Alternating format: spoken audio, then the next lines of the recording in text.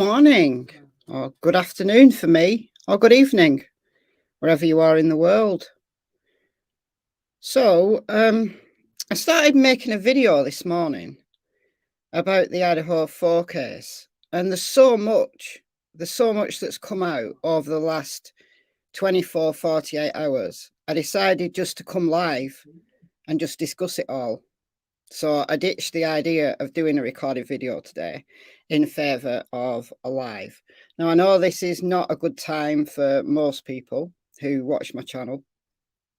It's either really early morning or really late at night. But I decided to do it this afternoon because I've got some free time and because I can come on camera because it's still light here. At least it is for another couple of hours. So let's wait a couple of minutes for people to come in and see how everyone's doing. Oh, and by the way, my son's in, so I've told him to keep it down to a dull raw, but I don't know. He's stranded. His car broke down on Saturday, so his car's in the garage.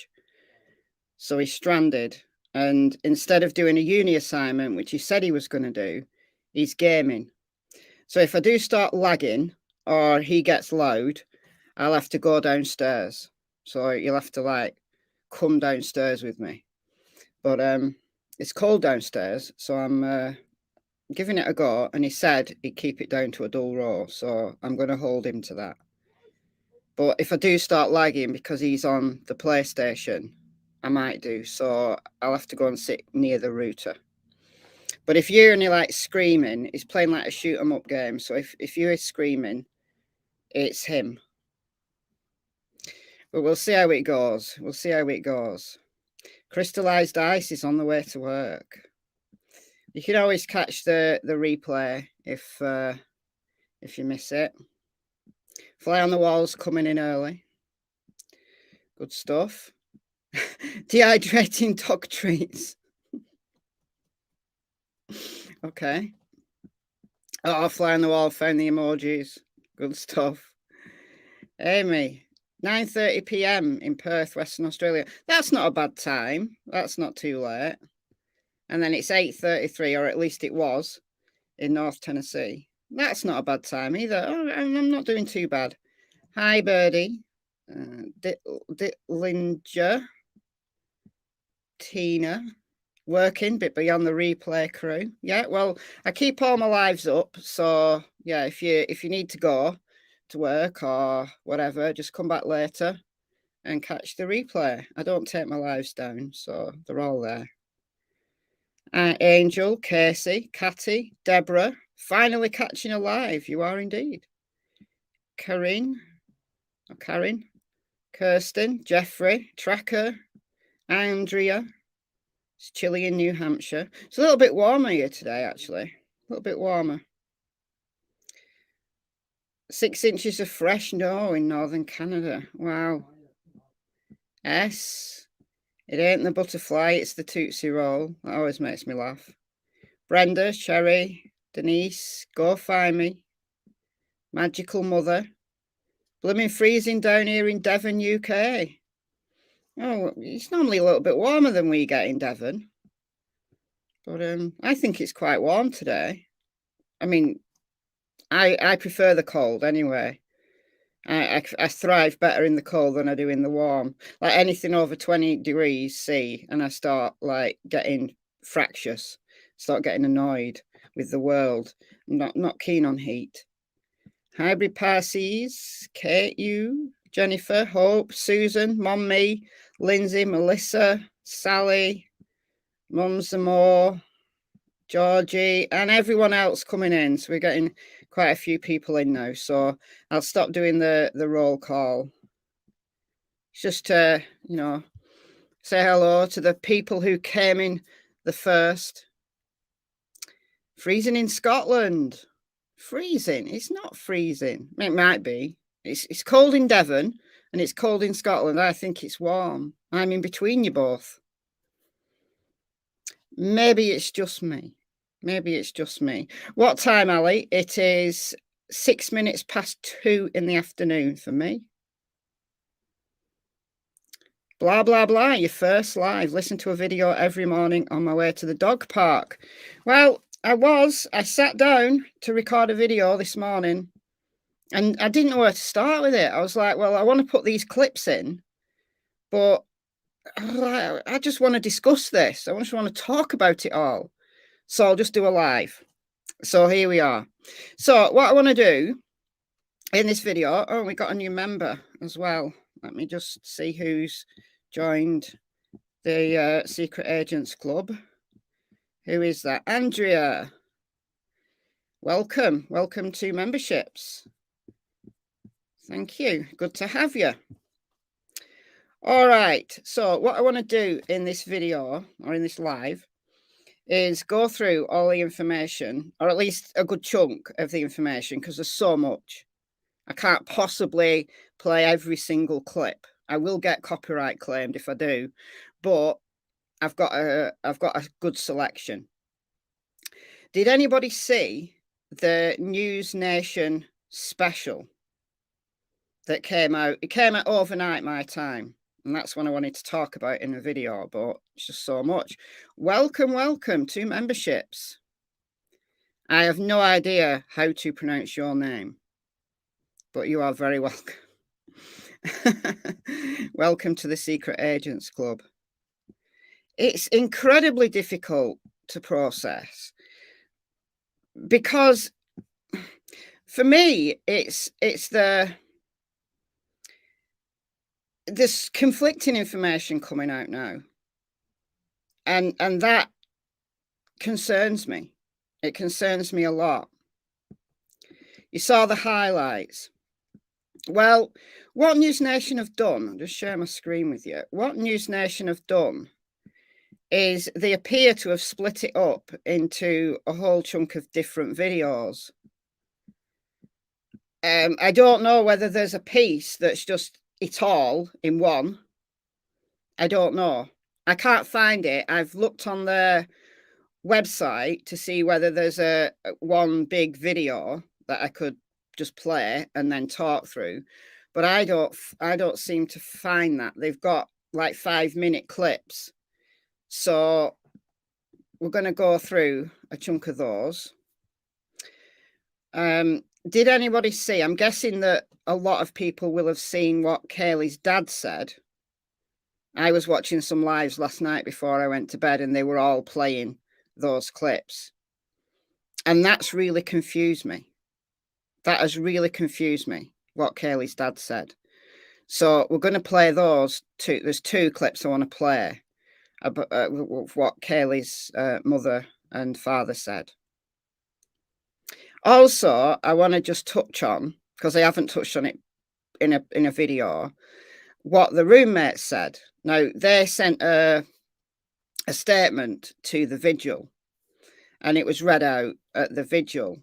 So I want to play that, and I think I'll start with that before we really dig into the things that have really confused me.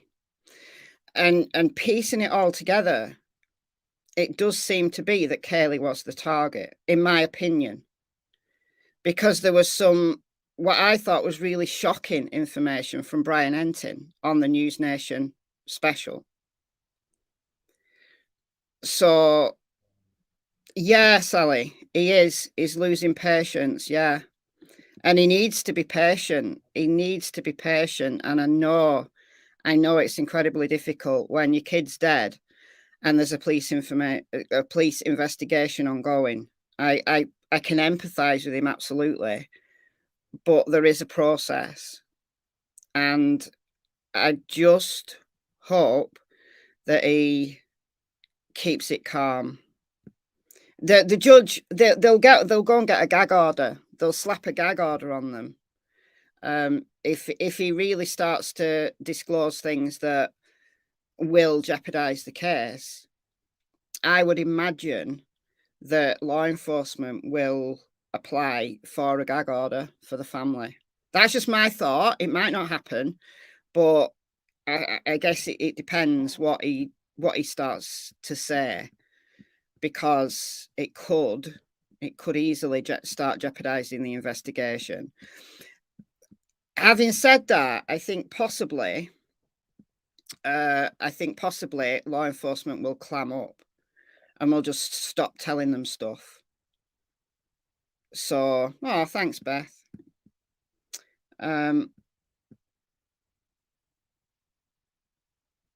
Well, I know. I do understand, sadly. I do understand. And sadly, there's thousands of other people who do as well, who understand the frustration. Yeah. Yeah.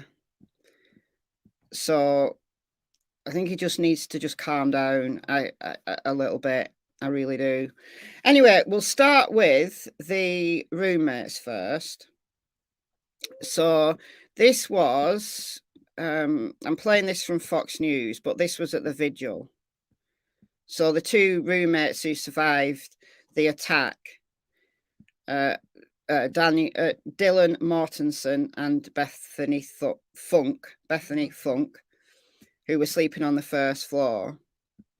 A youth pastor named Chris at Real Life Ministries read Dylan's letter and talked about Xana and Ethan's relationship, and she went on to talk about Kaylee and Maddie. So we're going to play that first. Let me just make this a bit bigger. No, I don't want to do that because then I can't see my windows. It's annoying. All right, we'll do it this way, like that. All right, so this is from a Fox News article, but this was from the vigil. So some of you will have seen this, some of you might not. All right, so we'll play this. It's about, I think it's not long, 3 or 4 minutes, I think. All right, let me know if the sound's okay once this starts playing. Are you going to let me play it? Are you going to let me play it? Why are you not going to let me play it? That's weird. Here we go.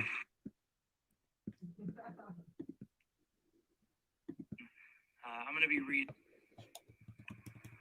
My name is Chris. I'm one of the pastors here, and I'm going to be reading 2 different letters, one from Dylan and one from Bethany. This is from Dylan Mortensen. To Xana and Ethan, the 2 best friends but perfect pair together. They had this unstoppable, loving relationship. They both would look at each other with so much love. Everyone knew they were the perfect duo. They both had this fun, passionate, crazy, but good energy. They both were the kind of people who cared about everyone and would help anyone.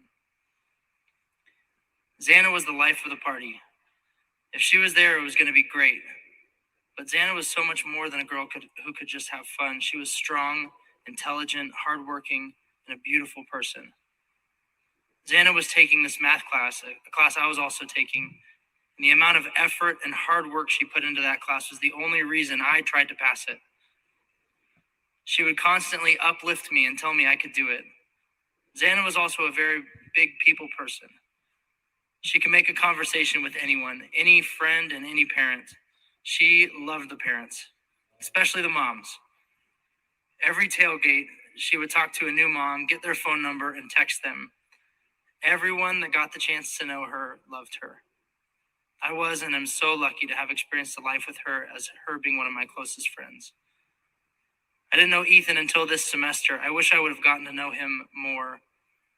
He was so sweet and loving to Xana.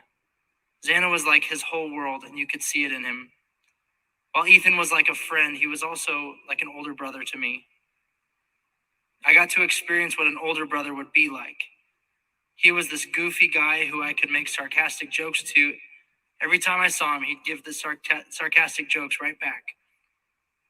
He was also loving to my friends and to me. He cared like Xana about everyone. He was easygoing and easy to talk to. I'm glad I got the time I had to know Ethan, and I'm so thankful to have gotten to know such an amazing person.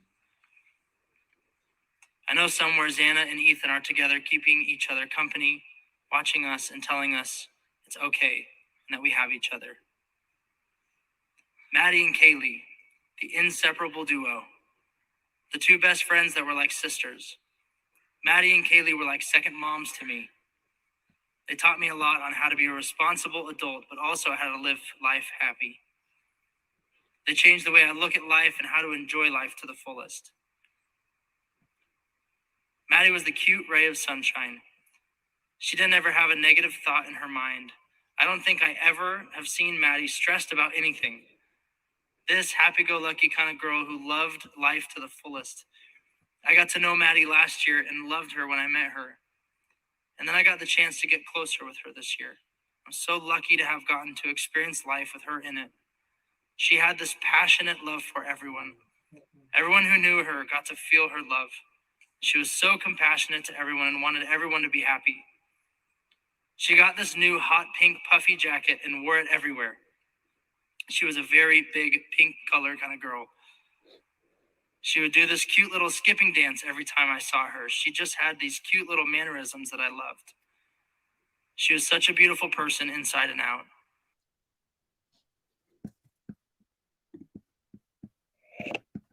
That finishes rather abruptly, but I felt it important to record that the roommates had spoken out, even if it's just a statement, because we haven't heard from them. And I don't expect, honestly, to hear from them. I think they'll be going through a huge amount of trauma.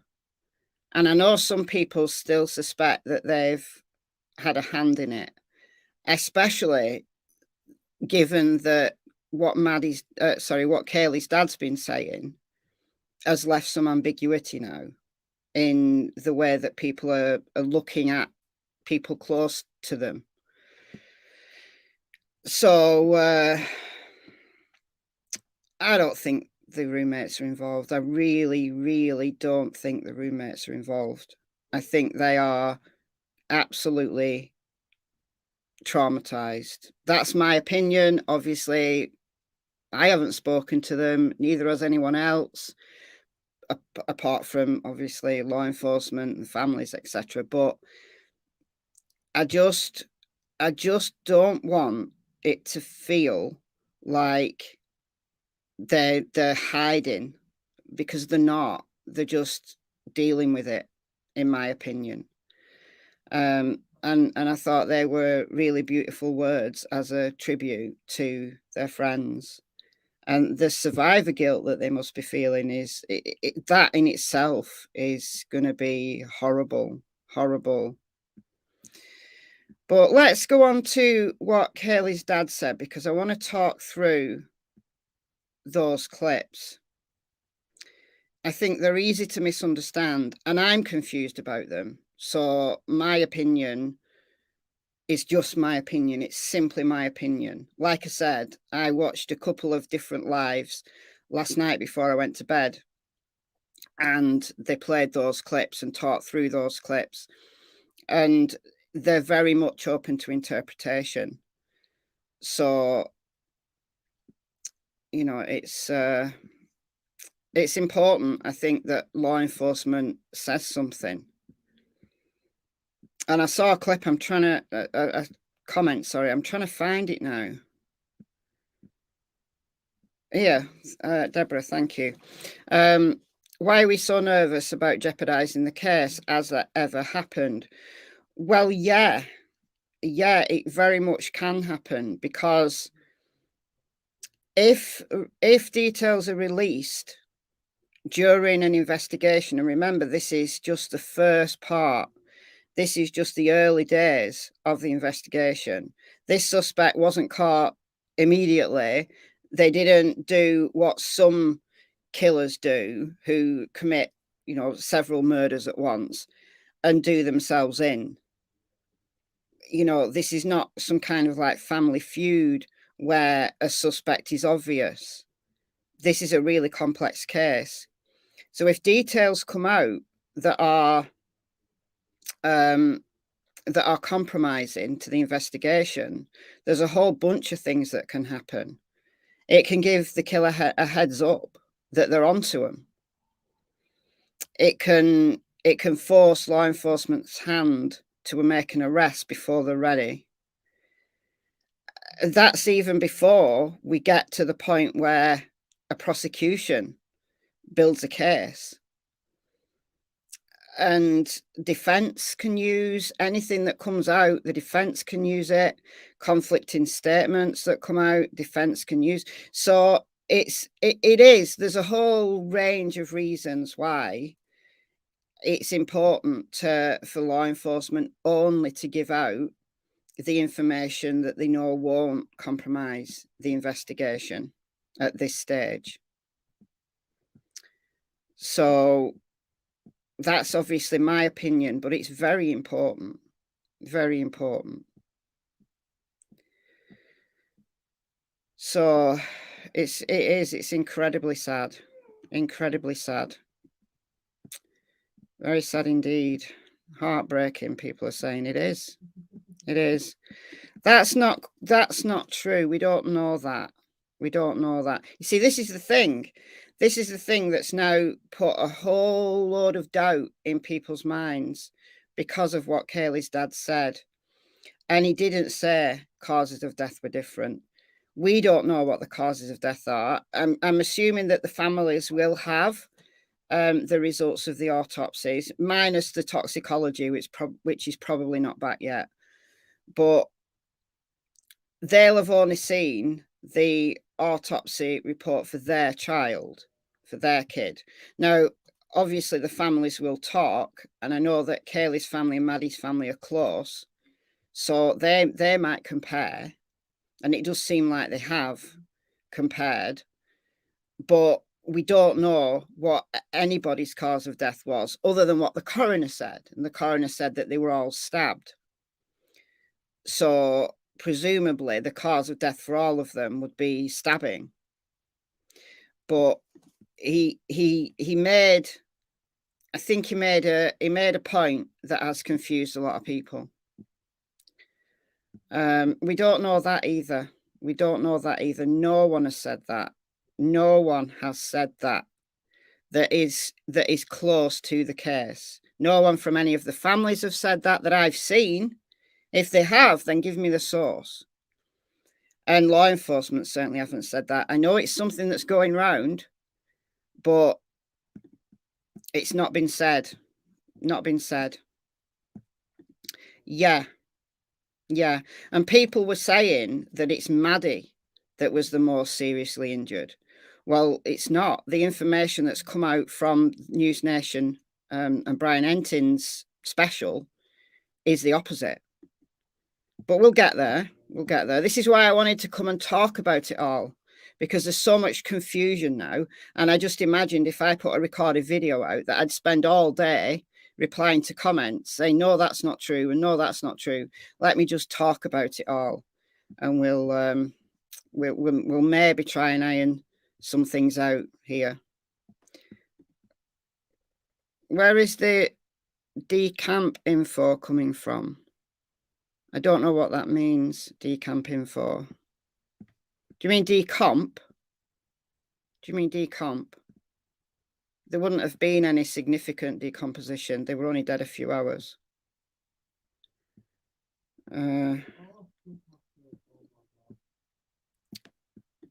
Maddie's... I assume you mean Maddie. Maddie's dad has it. It's Kaylee's dad. If I said Maddie's dad, I apologise. It's Kaylee's dad that is the one that's saying the things that are that are confusing, that have confused a lot of people. Could be. We don't know. If we cannot be negative towards creators in the chat, that would be great. I don't think it's fair to talk about creators in the chat. You can say nice things about them, but negative things, no, please don't. I mean, you're entitled to your opinion, but just be careful. It can. There is some forensic evidence apparently that's coming back now, but whether they'll be able to release any of it to the public is probably not. It's not going to happen at this early stage. We don't know the answer to that. We don't know whether they've got the killer's DNA or not. Nancy Grace seemed to believe that they had, but that's Nancy Grace for you. Talked about that in a video a few days ago. Oh, your first live stream. Hi. I've got a lot of lives and a lot of videos. If you're a new sub, then there's loads to get into. Well, there's always that possibility. There's always that possibility, but they haven't been found if that's the case. And it is apparently hunting season. So if they've gone somewhere like deep in the woods, then I would imagine that a hunter would come across a body. It is a very fine line. It's a very fine line. Like I said before, I think probably law enforcement will clam up now and not tell them anything else. Or if it does continue, I wouldn't be surprised. I hope it doesn't happen, but I wouldn't be surprised if law enforcement didn't try to get a gag order. I don't know whether they even could, but it is an option for the court. No, you've not missed a ton. We're just about to get into, we're going to do Kaylee's dad, what Kaylee's dad has said. I know a lot of you have seen these, but I just want to comment through them. They're not long. And then I want to play some videos from the News Nation special that came out overnight my time. So I'm guessing there'll be a lot of lives about that today, later, because I was like, oh my God, did Brian Entin really find that out? Like, what? So without further ado, let's get into it. All right, so we've done the roommates. Let's do Kaylee's dad. Lana, been a member for 11 months. Did Matty's ex have a black hat on? Who's Matty? Maddie's ex. I don't know. All I know about Maddie, I don't know if he's her ex even. Did he have a black hat on? I don't know. I know he's called Jake, but I don't know anything else about him. Thank you, Deborah, for the 10 Canadian dollars. That's very kind of you. Jack S is someone else. Jack S is the hoodie guy from the truck. From the food truck, grub bus or whatever it's called. As the stalker being identified, not that I've heard, not that I know. Last law enforcement said about it was that they were looking into it, that they weren't aware, and then they said they were looking into it. So welcome. The sweet flowers. Welcome to the Secret Agents Club. You're very welcome to be here. Have you seen the map from Reddit that Sweetie Pie did a video on? No, I was watching a live where they were discussing it. But I was busy. I was doing stuff. I had it in my ears, like earbuds in, and I was kind of like 70% listening to it. So I do know what you're talking about, but I don't know the details. So thanks, Lana. It looked like a Jewish hat. From where though? From what clip? I don't really know where to go and look for that. But Maddie's boyfriend is called Jake. No, where I've just been chatting, honestly. I played the letter that the roommates sent, the statement that the roommates sent to the vigil, and a pastor read it out. So I've played that clip, but I'm just about to get into the beef of this live. I did want to cover the roommates because I've not talked about them in any videos, and I wanted to acknowledge that they had actually spoken out. That's why I've put it in this live. I think it's important, given the things that are now being really confused I thought I just want to acknowledge that the roommates have spoken, and if you haven't heard them speak via a letter, then I think it's important. So, all right, let's do. Yes, I am going to. That's what I'm getting into. Yeah, that's what I'm getting into. But I want to play the clips from Maddie's dad first before I get into the News Nation, because I'm just playing them in order. Maddie's dad spoke for. I keep saying Maddie's dad. I'm so sorry. Kaylee's dad. Kaylee's dad. People are going to be really confused. I keep saying Maddie's dad. I don't know why. Kaylee's dad. Steve Gonzalez. Right. Okay. Let's do this. All right. Which is the first one? This one. All right. Okay. I've got them all in the wrong order on my windows. So this is in the New York Post, but it's via Fox News. So it's just that the New York Post have used the Fox News clip. It's just where I've got it from. But Fox News has got this on their website. Loads of people have played this. So I want to play it from about this point. Let's listen to what he says. And this is just the clip, the important clip that I want to play. I might as well play it all. It's only like 50 seconds. Might as well just play it all. So this was a special that Fox News did.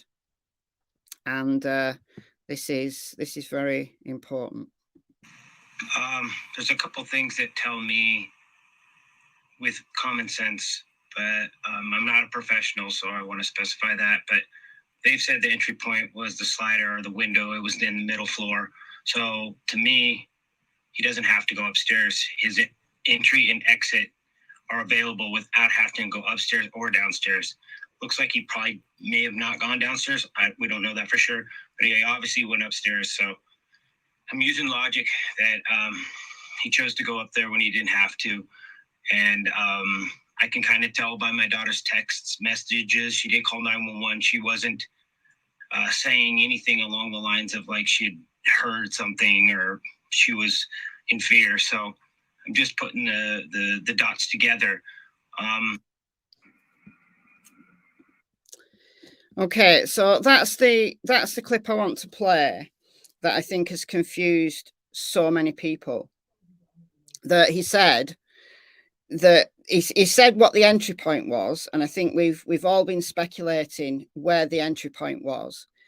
And I'd said from the beginning, I think it's going to be those glass doors, the sliding doors on the second floor, because if I just look at a picture here of that, let me just put my PowerPoint up.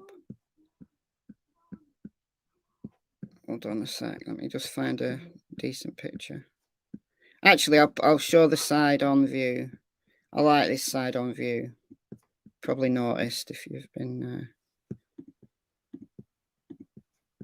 Share my entire screen for this. It's annoying. All right.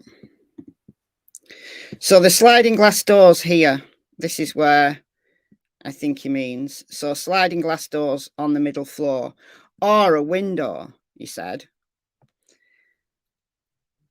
So it would either mean that the glass, because there's no sign of a break-in, right? Let's be really clear. Law enforcement have said there's no sign of a break-in. So it's either got to be somebody who, I'm assuming there's a lock on this back door because all the other locks appear to be key, like codes, put a code in. We know that that's the case on the front door. We also know that the bedrooms have those locks as well, because they're rented out as kind of, different rooms. Like it's not rented out as a house as a whole. The rooms are rented out. So each room has its own lock. So we know that that's the case. So I'm guessing that these back patio doors on top and bottom here also have a key code. You can't really see. I've not found a picture that's clear enough to see. I think there, that will be where the lock mechanism is. So it's either that the doors were left unlocked and the killer got lucky, or knew that they always left that door unlocked, which is possible, or they knew the code. or they knew the code. Good point, Jean. How do we know the perp wasn't let in by somebody? We don't know that. We don't know that they weren't let in by somebody. But the coroner said that they all died in bed or in their rooms. I think we can possibly assume that they weren't all in bed, but they were in bed when they were attacked, right? So one or more of them might have fallen on the floor and were found on the floor, but they were attacked while they were in bed. And then the roommates were allegedly at the bottom floor here with their doors locked. Now, it could be, and I've seen this speculated, it could be that the roommates had friends round and let them in, let someone in earlier. And then the roommates went to bed, but then they would know that there was someone still in the house. Go Find Me said, sliding doors left wide open, I heard.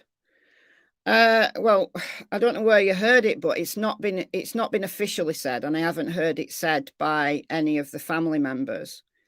So I'm going from law enforcement information first, and then family information second. That's right, Shelley. We're going to be playing that clip. Yeah, they were killed in Maddie's room. Yeah, we're going to be playing that clip. Okay, so this or a window. So at least we've got the entry point, which makes sense. It makes total sense to me. The other thing that he said is they didn't need to go upstairs, which has led a lot of people to think that it was Ethan and Xana that were the targets, Ethan or Xana that were the targets. Because if he didn't have to go upstairs, well, if Maddie or Kaylee were the targets, then he would have to go upstairs.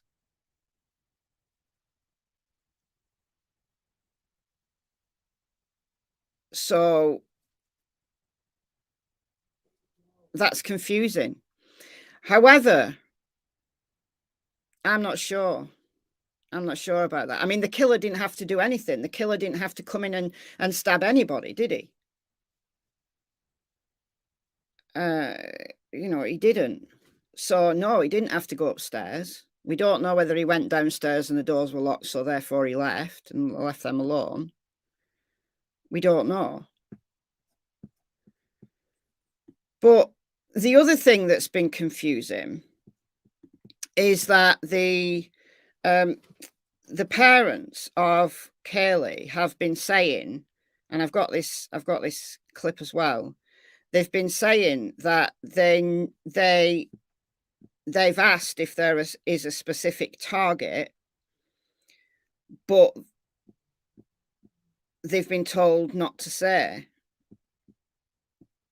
And then when Kaylee's dad did the really angry speech, which I've not got on my windows, I need to find that. I'm going to play that. Thank you, Army Mom, for the $4.99. I miss seeing that, but thank you so much. I'm going to find that clip.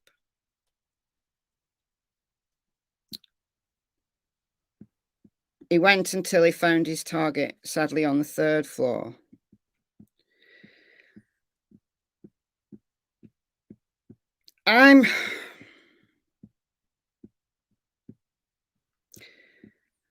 I've been saying that the house as a target because there's 5 girls living in it is very, very possible. Because if the killer had one specific target, he'd have just found a way to get to that person. But I'm starting to change my viewpoint now. I'm starting to think that Kaylee was the target. It's just my opinion, right? My opinion. Because Kaylee was moving. Kaylee was already in the process of moving out. And this would have been probably the last time that she was spending the weekend in that house. Like, her room was being packed up. And that's why she was in Maddie's room. So could it be that the killer was so angry at Kaylee that he was prepared to kill 3 other people to get to her, because he wouldn't have expected her to be in Maddie's room. He wouldn't have expected Maddie to be there. So he had to dispatch her as well. And then a lot of people, and I think you probably got a really good point, saying that maybe Ethan and Xana woke up, like they heard the commotion, or they heard someone coming in, and they came out, woke up, saw someone with a knife, ran back into their room, but he barged his way in.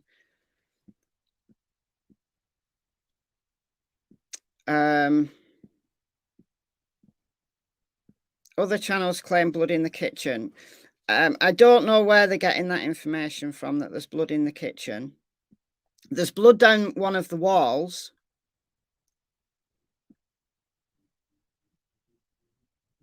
There's blood down one of the walls on the outside, but that wall is Xana's bedroom. 100% is Xana's bedroom, that wall. Do I have that? Let me just see if I've got it. That picture, I think I've got it in this PowerPoint. Yeah. Okay.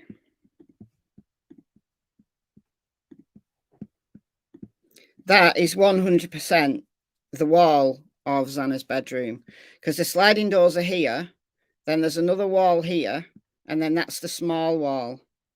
So if you look on the plan of the second floor, sliding doors are here, then there's the wall, and then this little wall that juts out, that is Xana's bedroom. That is 100% Xana's bedroom. So this blood that's seeping through is from Xana's bedroom. I don't know where people are getting information that there's blood in the kitchen, because we haven't seen the kitchen. So I don't know where that's coming from. Got another super chat that I've missed here.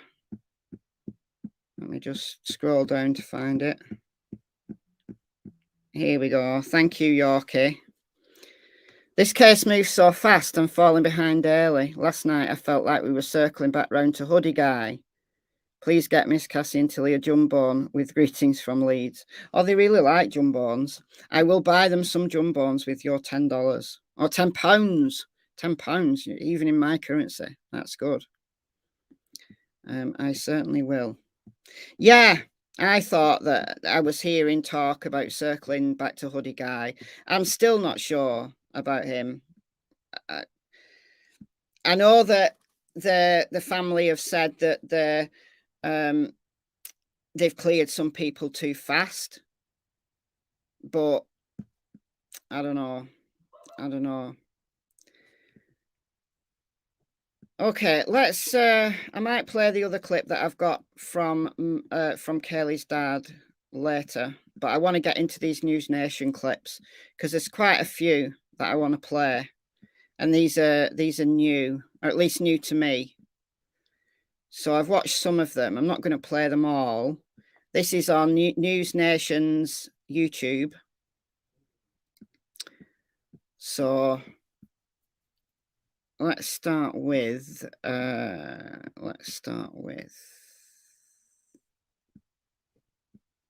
should we start? Oh, that's new. 4 minutes ago. Let's play that first. That's brand new, 4 minutes ago. Idaho college killings, 113 pieces of evidence collected from the crime scene. Oh, we know that already. We know that there was 50. Oh, I'm not even sharing my screen. What am I doing here? Right, let's get this back on track here. Okay. All right. So this posted 4 minutes ago. Idaho college killings, 113 pieces of evidence collected from the crime scene. We do know that. Law enforcement has told us that already. But I'm going to play it because it's brand new. And then I'm going to go back and I want to play the family one. We'll play the stalker one and we'll play this one. This one is really important. This one is really important. It was that one that I went, oh my God. Oh my God. Do I think the family's comment about them clearing people too fast is in reference to the surviving flatmates. I think this is why people are circling back to the roommates. No, I personally don't think so, because it was the sister Olivia said that it wasn't, she didn't think it was the inner circle.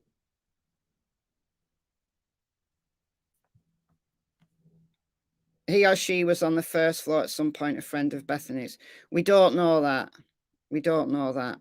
It's perfectly possible that it could be somebody that was a friend of the roommates rather than a friend of the others. Possibly, but what? I don't know. All right, let's play this. Now to a News Nation exclusive, Idaho State Police Forensic Services are poring over what's been taken from and around the home where the students were brutally murdered. We've been outside of the crime scene for weeks now. There are a lot of questions about the evidence and what happens to it. And just over the weekend, our crew witnessed detectives walking out with brown bags in their hands, taking new evidence. And this morning, News Nation is getting an exclusive look inside the state crime lab. Our Alex Capriello is joining us live now from Moscow, Idaho, with more on this. Alex? Adrian, good morning. The fact of the matter is that this is an incredibly complex crime scene, and with the killer still on the loose, every bit of evidence is going to be significant and helpful to crack this case open. The knife, the incredible amount of blood, and the complexity of a bustling home with plenty of visitors. The forensics team is on a case like few others. It's so very complex. We're not talking about a person that just randomly walks up on the street and stabs somebody and walks away. We're talking about 4 individuals here. Forensics professor and Body Bags podcast host Joseph Scott Morgan also taking note of how the murderer slipped into the home on Moscow's Kings Road. No broken windows, no broken doors. And for the investigators, that's a big piece of information. It goes from, if you're looking at a potential suspect, what level of familiarity did they have with this environment? Did they feel comfortable in it? Did they know their way around? Would they say, you know what, maybe I don't want to go in the bottom? Keep in mind, the 2 people that live downstairs, they didn't die. And also in this case, a complicated stew of DNA from the roommates and, as a hopping college house, many guests. It'll spin, it'll inject the blank, it'll spin back. News Nation getting an exclusive look inside the Idaho State Crime Lab outside Boise. This is the DNA casework lab. Ready for the complexity of this case and others. The lab demonstrating for News Nation how elimination fingerprinting works for cases with a crowded home or in a car with passengers. You can see that's a really nice print that you left on the glass. But Idaho's director of forensic services reminds the public, speedy and slick TV evidence processing is not the real deal. We call it the CSI effect. Some people think, well, we should be able to do this, but the technology doesn't exist for that yet. Time certainly moving slowly back in Moscow with the decision to tow the victim's car weeks after the murders. Wherever it is they're storing them, I hope that it would be at the Idaho State Crime Lab, because at crime labs, they have actual evidence processing garages. At that scene, what did they have? They had a piece of yellow tape going around that was providing security. One solid tip bolstered by the careful processing of a single clue left behind. The best hope to find justice for 4 young lives. And the officials at the Idaho State Crime Lab say they've already processed and returned some pieces of evidence to the detectives. Even still, it could be weeks for the entirety of the evidence base to be returned back to the Moscow police. All right, Alex, thank you for being there with us. Thank you for watching. Go to News Nation.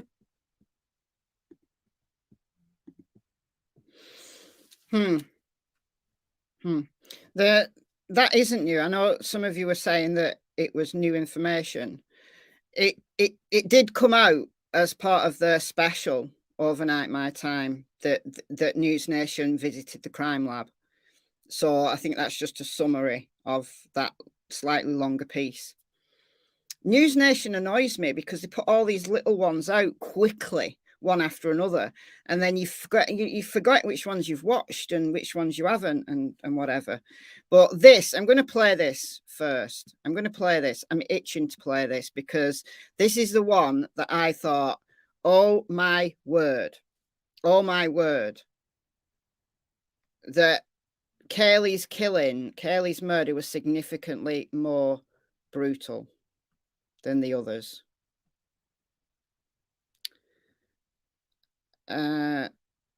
somebody said, I can't find it now. Somebody said that it was on Duty Ron, that they zoomed in and saw blood in the kitchen. I'm going to have to go back and watch that. I'm so behind with all the videos that I need to watch. So I will go back and watch that. So thanks for letting me know. There was another comment as well that came in that I just want to respond to. Why collect evidence from floor 1? I'm guessing that they're collecting evidence from all over the house. They might be collecting to see whether there's any fingerprints, like on the doors to their rooms or something like that. I don't know. I'm just guessing that they want information from all over the house.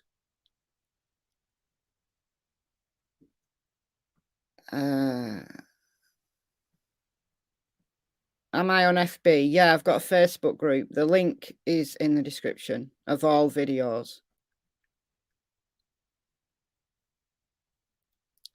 News Nation plays an hour show every night and then breaks them down into clips. So annoying. Yeah, it is. And I've looked to see if I can get the whole show. Like I've looked on their website and you can't. I couldn't find it anywhere.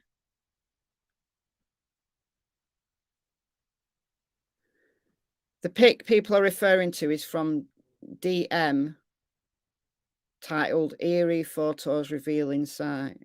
Who's DM?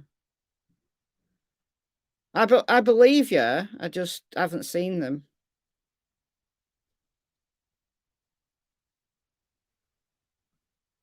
There was another comment that I wanted to look at, but I think it was something like I think it was something like, have I ruled out Kaylee's ex-boyfriend Jack? Have I completely ruled him out? My honest opinion, no. However, I'm following what law enforcement have said, that they don't consider him a suspect at this time. Just like they don't consider the roommates suspects at this time, or Hoodie Guy, or the list of other people that the driver that drove Kaylee and Maddie home. So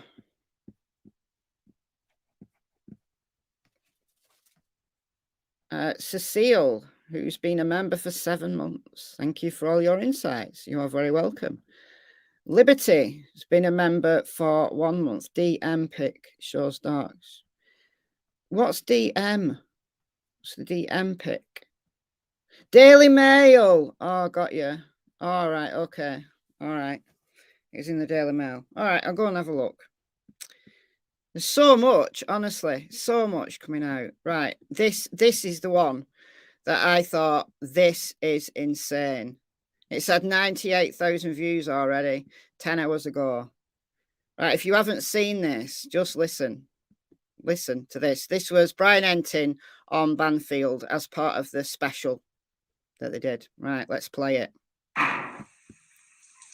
I'm Brian Entin, live in Moscow, Idaho tonight, where we continue to look into the murders that happened in the house behind me. 4 innocent college students now 3 weeks ago. Still no significant developments, still no named suspect, still no named persons of interest. I want to bring back in Ashley Banfield. And Ashley, I've been looking forward to this because I want to talk to you about this new information that we confirmed just before the special today. The new information is that Kaylee Gonzalez's injuries were significantly more brutal. That is what I can say. Significantly more brutal than her best friend Maddie's injuries.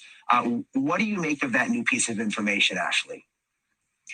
Well, it's astounding, for one, because this is the first time, Brian, that you've been able to get the kind of information that helps us to perhaps try to figure out why this happened. Not saying this is definitive, but it certainly is one additional clue as to whether perhaps Kaylee might have been the target.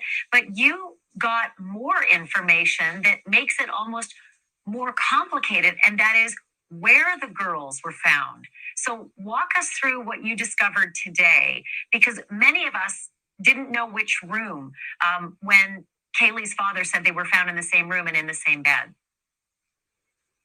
Yeah, let me show you, Ashley. I want to take you up the hill here and get you oriented. This is the front of the house. There's now private security out front.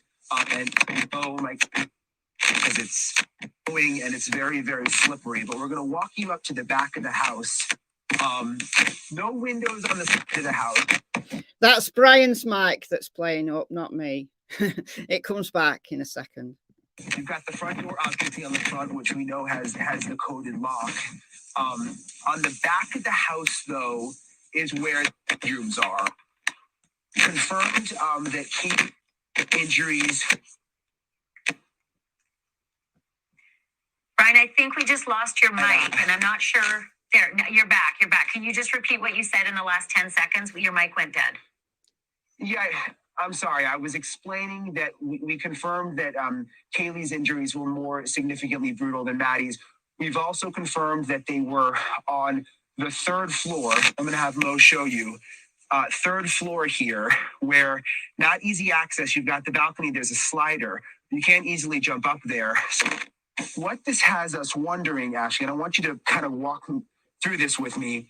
If Kaylee's injuries were the most severe up on the third floor, and there's no way out of the third floor, would that mean the killer specifically targeted the third floor? Because it doesn't make any sense. Why would the killer go up to a floor where there would not be an easy exit for him?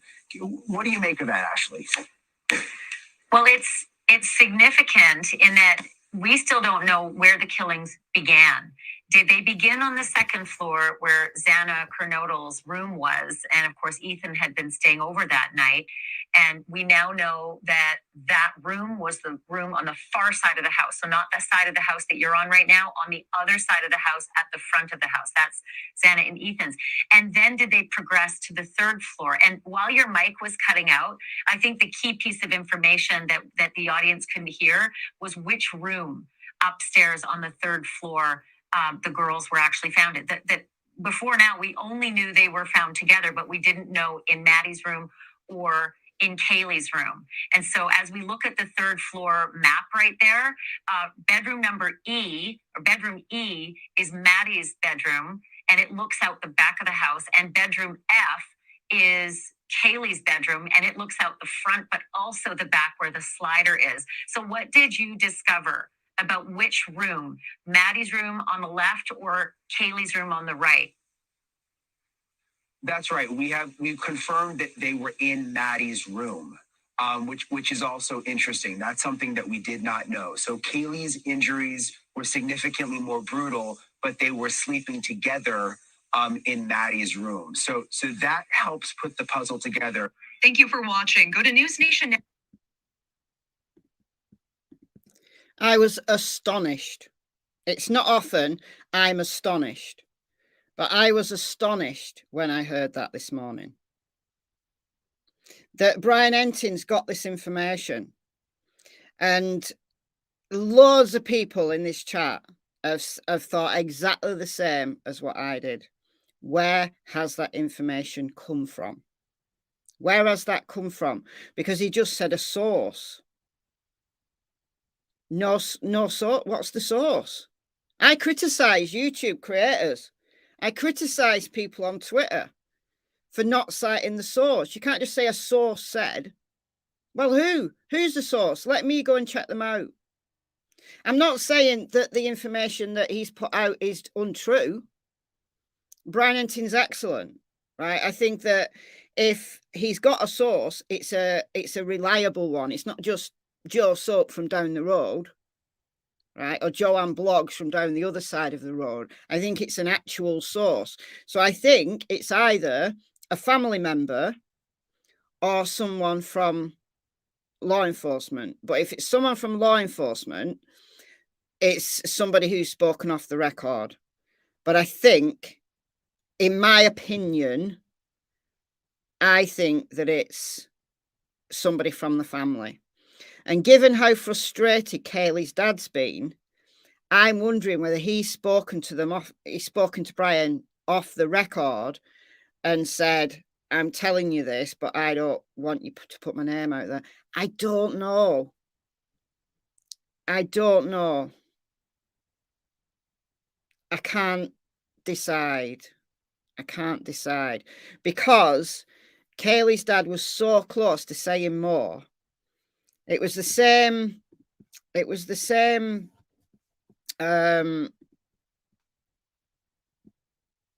you can't see it, can you? Oh, yeah, you can. It was the same interview that he gave this statement about the stairs, like he didn't have to go up the stairs. And then people were speculating, well, if he didn't have to go up the stairs, then was it Xana and Ethan that were the targets?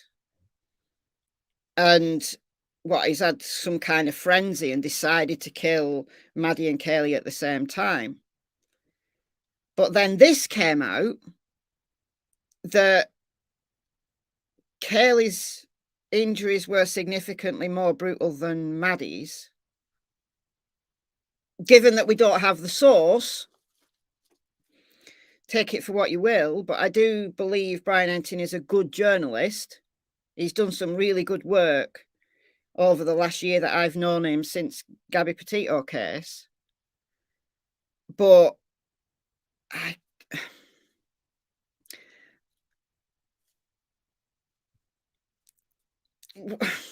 what does it mean? Like, if Kaylee's injuries were significantly more brutal than Maddie's were, and her dad said that he didn't say cause of death, he just said the level of injuries was different between those two girls. Was Kaylee's injuries more brutal than anybody's? What about Ethan and Xana? So, yeah, this is what I'm getting at, Shelley. This is what I'm going on to. That could it be that Kaylee wasn't the target? However, he killed. Let's just go into the realms of speculation. I need a sign that I need to put up saying speculation alert. Let's just think about this. Maybe she wasn't the target, like we're all thinking now, because it's easy to jump to that. That if Kaylee's injuries were more brutal, then she's the target. She's the one that they're really angry with, and everybody else just got in the way. So just needed dispatching, right? Let's just say that. But let's think about it this way. Xana's dad, way back in the beginning, said that Xana had defensive wounds, that she fought back. Right? Exactly where I'm going. Exactly where I'm going. So we know Xana fought back, and we've known that for a long time. So were Kaylee's injuries even more brutal than Xana's? Because presumably when somebody fights back and the killer's having to respond to being punched or scratched or kicked or whatever the fight back is, if Kaylee's were even worse than that, than somebody fighting back, then I'm going to say Kaylee's the target. But what if the killer, thank you, Heather, for the $5. I think he means they wouldn't have gone upstairs if the target wasn't up there. Possibly that's another way to interpret what Kaylee's dad said. But let's think that the killer didn't have one specific target, just wanted to dispatch as many people from that household as possible. What if he went into Maddie's room, right, first, and found Kaylee and Maddie asleep in bed? But Maddie was the nearest one to him, so he stabbed her first.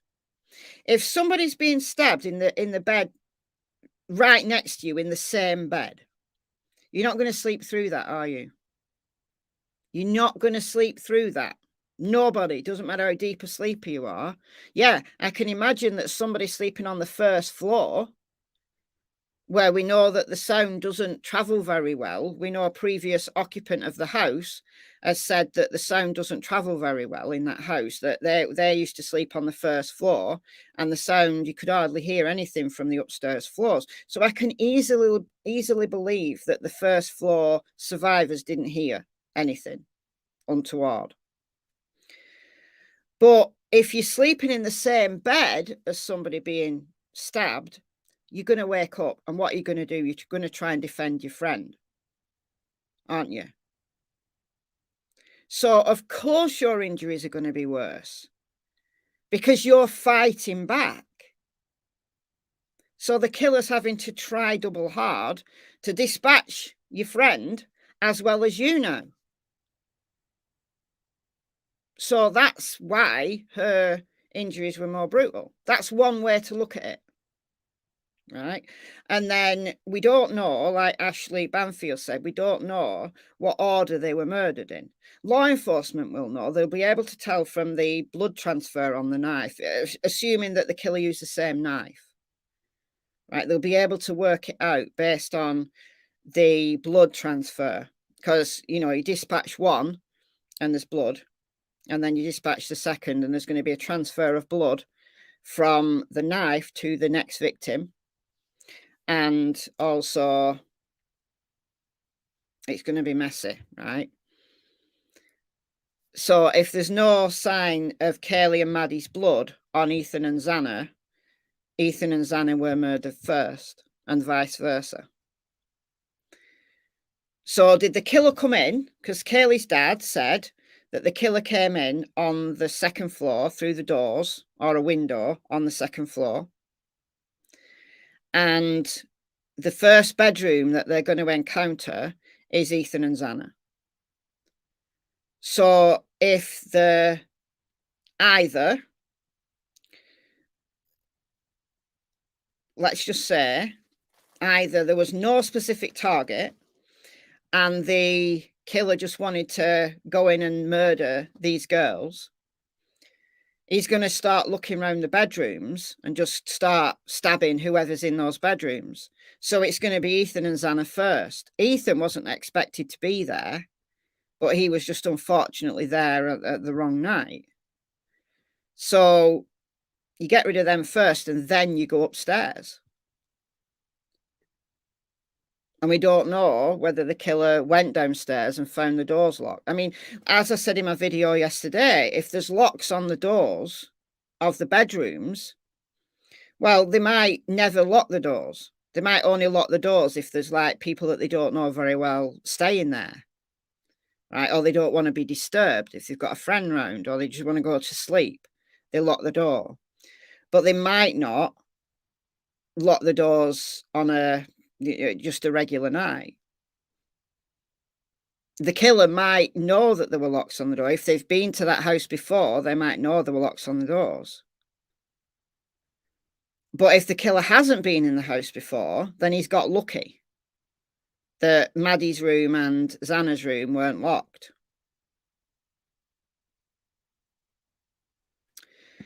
I don't think it's relevant, so I'm not going to talk about the parents' arrests. It's not going to happen on this channel, I'm afraid. These are grieving people, not relevant. I'm not doing it. I think he was in the house. Possibly could have been hiding in the house, but how long would he have been hiding there?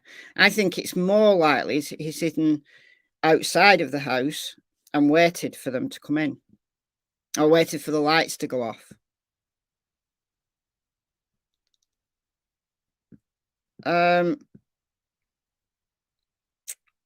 We don't know. I think it's someone very local. It could well be a fellow student.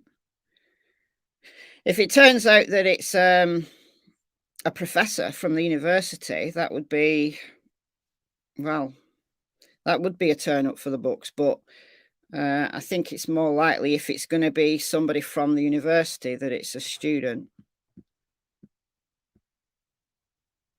But yeah, we just need everyone to be respectful and grown up.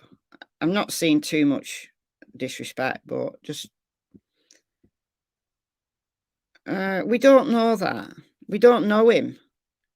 All we know is a few seconds of him on camera. We don't know him.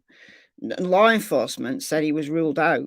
Now, he could have been one of the people that the family have said that they've ruled out too soon.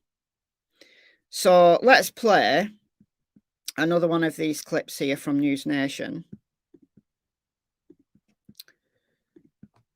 I'll play the family one because I think they talk about that in this one. I can't remember whether it's the Fox News one or the News Nation one where they talk about. Here it is. Right, we'll play this one. And this isn't the full interview. This is just a clip.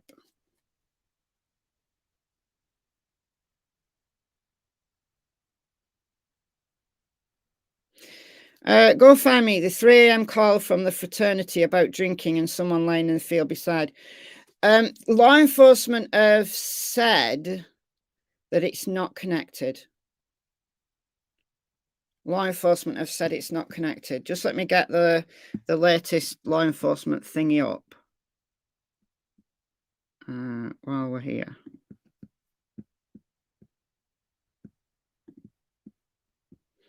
Can you still see that? Yeah.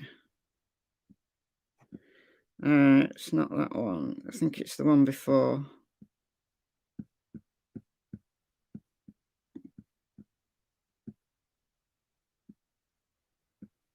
This one, yeah. There has been extensive media interest regarding an incident at Taylor Avenue and Banfield on November 13th at 3:01 a.m. The incident was an alcohol offence which was addressed by the on-scene officer. This call is not related to the murder investigations. For further details regarding this incident, blah, blah, blah. Contact them. So, according to law enforcement, it's not connected. When I heard about it, I thought, was there an issue at the frat house that spilled out onto the field next to the frat house? And that means that Ethan maybe got into some arguments or Xana while they were at the party, and that's why they left. And then somebody's come back to get them. I went there. I've got to say, I went there. But law enforcement did come out and say that is not connected. And honestly, I'm following these updates and saying, right, law enforcement information first, then what the family says, and then everything else. Let's consider everything else. But I'm just following what law enforcement have said. I'm not if they say that such a person is not a suspect at this time, then I'm going to believe them. It doesn't mean to say that they're not ever going to be reconsidered. If law enforcement come back and say, well, this person, due to new investigations and new information, this person's back in the frame, then yeah, I'm going to go all out and find out as much as I can about that person. But the people that they've said they don't consider suspects at this time, well, I've no choice but to believe them. Broken Goth Doll. Not follow this one closely. Are they certain there is only one perp? They talk in the singular, but that doesn't necessarily mean that there wasn't more than one perp. My initial thought was that there was more than one. That was just my initial opinion, and I've changed that. I think it's more likely this was a lone wolf, just based on the profile that I've kind of developed. But that's just my profile, and just based on some opinion, psychology, the information that I've been able to kind of glean and add some psychology to. That's all. That's where my profile comes from. I've done a few videos on my profile of it, and I think it's a lone wolf, but I could easily be wrong on every single point on my profile that I've got. I've got 10 points on my profile. I'll show you my profile quickly before we get into the family thing.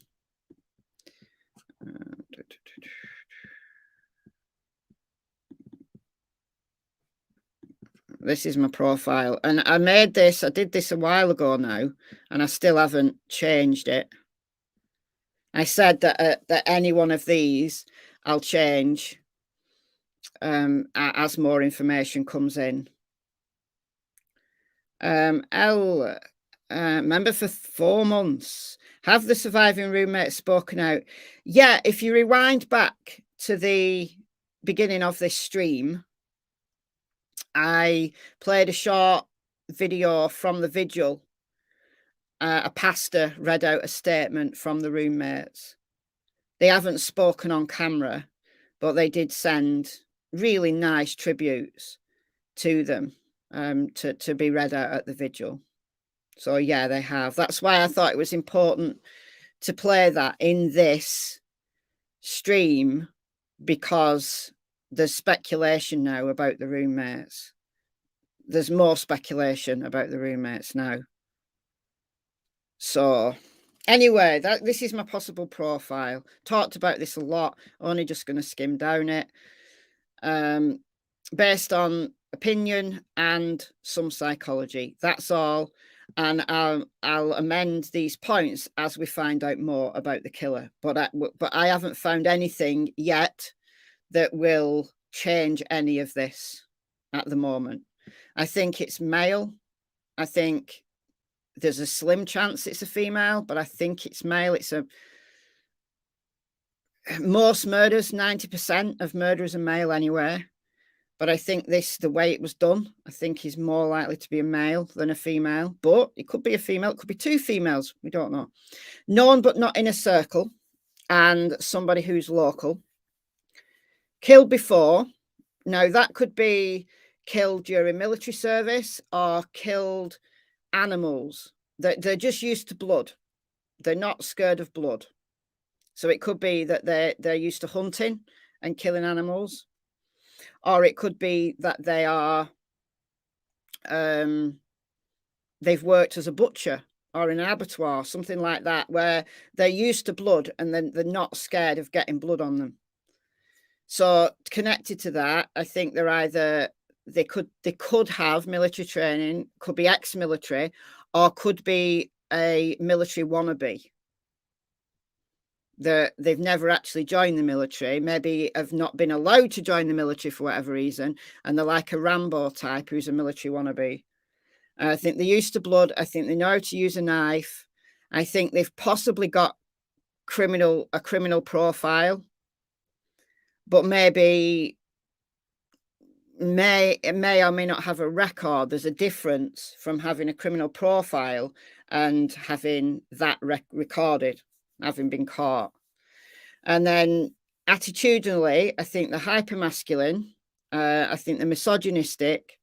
I think they're a loner, but they're not happy about it. They're not like a natural loner. I think there's that kind of brings in like the possibility that they're an incel. Doesn't necessarily mean that they live alone, because they could be a student living in student accommodation, living in a rental, or even still living with the parents, or married. It could be an slightly older person who's living with a partner. I think there's aspects of narcissism and Machiavellianism. I think this was very much a crime of control. And I think the sum total of all of that, I think it's more likely to be a lone wolf killer than somebody who has worked in a gang, a group. Do military have DNA on records of soldiers? I don't know, Kat. That's a good question. I don't know. If we've got any military people in. Motive is a good question, Shelley. Motive is a very, very good question. Why target them? That's a $6 million question. I think if we can work out the motive, that will lead to the killer. Broken goth doll, yeah. Incel, it would fit an incel profile type thing.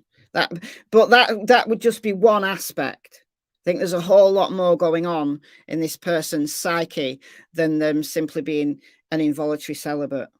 But I think it could be an issue. All right, so let's play this one from the family. It's so heartbreaking what these families are going through. I had the chance to sit down with the Gonzalez family in Kaylee's home. Their loss, it is so heavy, and they have been vocal about their relentless search for justice and frustrations with the investigation. Here's part one of our conversation. You know, she was hurt so bad that she was not able to recover. That is just terrible. No, it's okay. It's terrible. I cannot fathom in my head what kind of person did this. It's capable. And why. I can't sleep at night.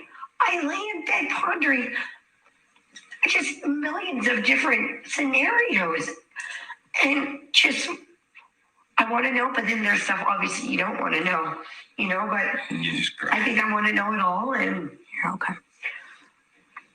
I just don't understand why, how somebody can take somebody, four of them. It wasn't just my girl, just so savagely. Is anyone acting differently since the murders? I mean, is there anyone that you have a weird feeling about that the girls knew or that comes to mind? Yeah, I would say not in the immediate circle by any means, but a few of the names that have been circulating around, I think it's hard. So she said, not in the immediate circle. So I think, to me, what Olivia's saying there is that they don't suspect the roommates. And then she goes on to say that they still don't suspect Jack. Not to kind of, dig into this, and I don't know how much of that is just because we have so little information from law enforcement, and how much of it really is, a sister or a father's intuition. Can you elaborate at all? I don't know. You don't have to give a name, but I mean, is it someone that she knew, or? I have something to say about that. I just feel like there's been a couple individuals that were cleared very fast. That may not, maybe he should know, and yeah. So that is a really confusing statement. That has set a lot of people along a track to go back to Hoodie Guy or the roommates, but I don't think they're talking about the roommates. I really don't think they're talking about the roommates, because they said, and Olivia said it, but the parents didn't contradict her. They didn't say, no, I don't think that they don't think it's someone from the inner circle. So I'm assuming that they consider roommates to be inner circle. So is it that they're talking about friends who were on the periphery of the friendship group, who the family know, but they're not naming them, that we don't know about yet? But they did clear Hoodie Guy and the private ride very quickly. Or the neighbour. I don't think it's Jeremy. No, I really don't think it's Jeremy. I'm assuming that's who you're talking about, just me. I don't think it's Jeremy Reagan at all. I really don't. But he submitted his DNA to the police, so I just don't think it's him. There's a clip actually about the social media that's along with this special report. We can play that one as well if you want. Would the family say if they suspected inner circle? I doubt it. I think they're so frustrated now that I think they might. Oh, of course, there's more than one neighbour, yeah. But when people say the neighbour, it's they're talking about Jeremy, because Jeremy's the one that's spoken out, that has done a few interviews. But yeah, it could easily be a neighbour. I just don't think it's him. No, I don't believe. I don't know. You don't know that though, do you, Pip Long? Don't believe the two surviving roommates were very social or considered in the circle. You don't know that. They were all very good friends. I don't know.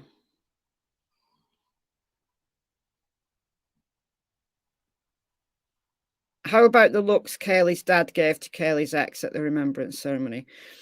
I'm not going to read into, this is just my personal opinion, I'm not going to read into any looks that anybody might have given anybody else at such a emotional and traumatic time, honestly, because I think people run off wild when they look at, you know, a fleeting glance. I don't think so. Anyway, let's play the rest of this now. Share the strong alibi. Just really fast. You can like, dismiss. An hour later, and we're like, what? And I don't know. I don't know anything about those individuals. I just know they were people that, definitely should have been looked at. And yeah. I don't know what would prevent you from sharing somebody's alibi. Yeah, I think that's what we're struggling with. So it's like, we know what we know. We've. Yeah, she did say she had a strong alibi. So at one point, at least, they were considering a female potentially responsible.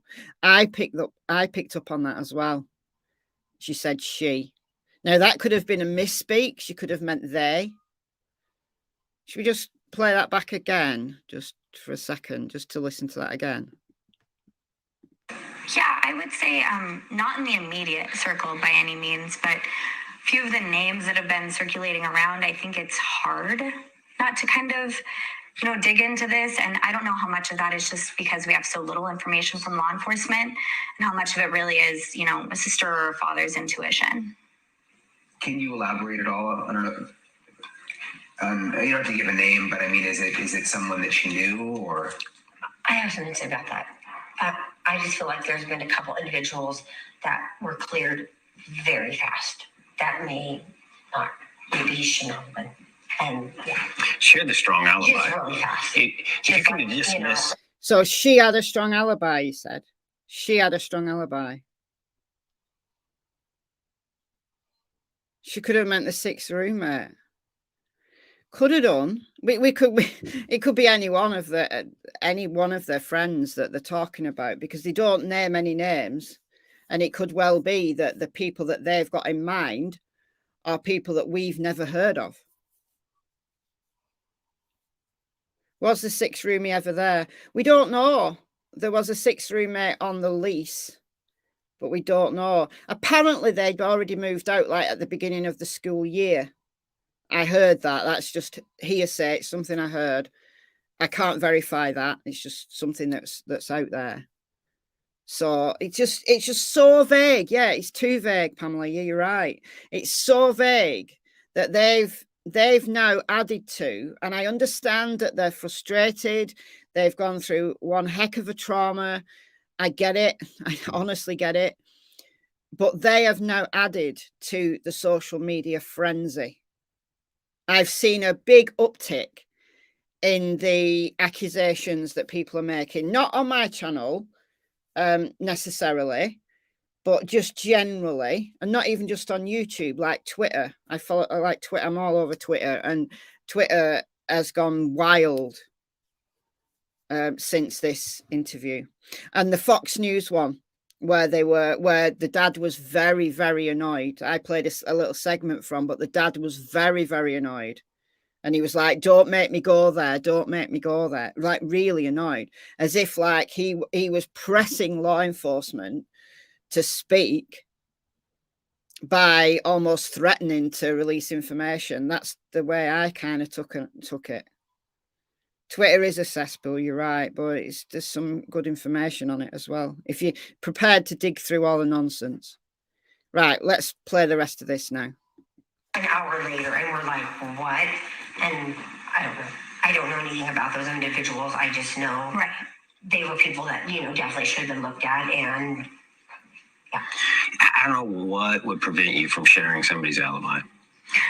Yeah, I think that's what we're struggling with. So it's like, we know what we know. We've, fought for Jack, Kaylee's boyfriend, and, we still stand that way. So I did just kind of want to clear that up while we're talking through this ambiguity that, that's not what we're honing in on here. We don't want to make more victims out of innocent people. Exactly. Yeah, they don't want to do that. You've mentioned before that you didn't want to have a funeral right now because the killer's still out there. Is that something that you're still thinking about? Are you nervous at all? I mean, because in Moscow, we talked to students. People are really nervous there. It should be. Yeah. This targeting to me, it seems behavior based. That's why I don't like it, and it kind of pits the parents against each other. So I don't like that. I just told.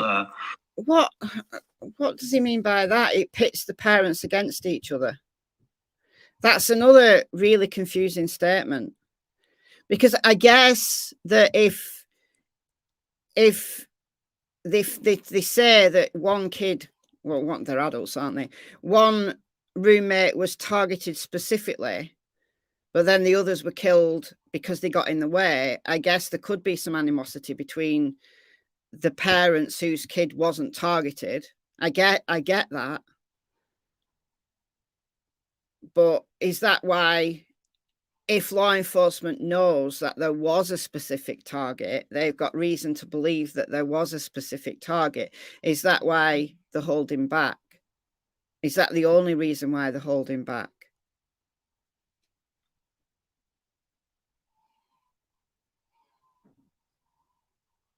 So, some of the other parents today that, if your daughter has no ill will for me, man, to me, if you go have a couple beers or go out and hang out with your friends and then come home and go to bed, if that's your target, then I think we all do that. I think we all come home and go to our beds. Yeah. So it's kind of a bad word then. It doesn't really make sense in some ways. Exactly. And the prosecutor told me that. Yeah. He said, I think it was kind of a weird word to choose. Yeah. Yeah. I mean, if it makes sense if there was some bad behavior that they did, let's say, I don't know, they came from a strip club or something, and then somebody followed them home. That's a targeted thing. That's what comes. I've had innocent people that were interviewed that were their neighbors, and they said, I'd be a lot more scared if it wasn't targeted. Yeah. Because I'm not doing anything to target me. And I'm like, well, if targeting is just going to bed with your friends. So maybe that was just a way to calm people down. I feel like it was strategic. Yeah. It was a strategic way to keep people from hitting the door, transferring out, and turning that place into a ghost town. Now, that is really confusing to me. That is really confusing to me.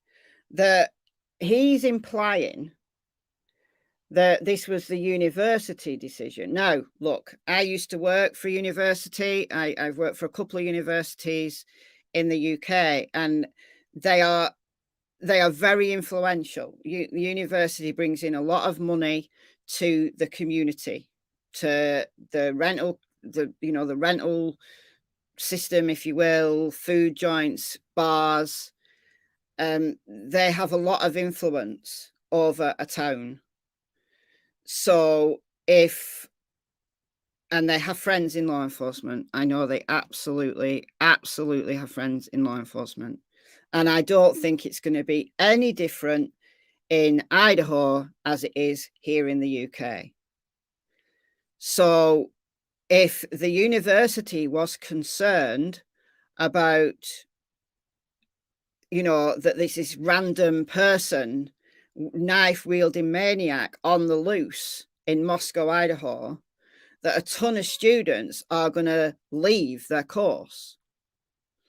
Or possibly worse than that, it's going to be really bad for the next intake of students, for the next set of applications. So I can understand that law enforcement might, and initially, they said that there's no threat to the public, that this was targeted, no threat to the public. That was the first statement that was made. Right at the beginning, that there was no threat to the public. This was targeted. There was no way they could have known that right at that very beginning. And then they dialed it back a little bit, and then dialed it back a bit more. Prosecutor came out and said it was the residents, and then changed his mind on another interview of the same day and said, no, it was an individual.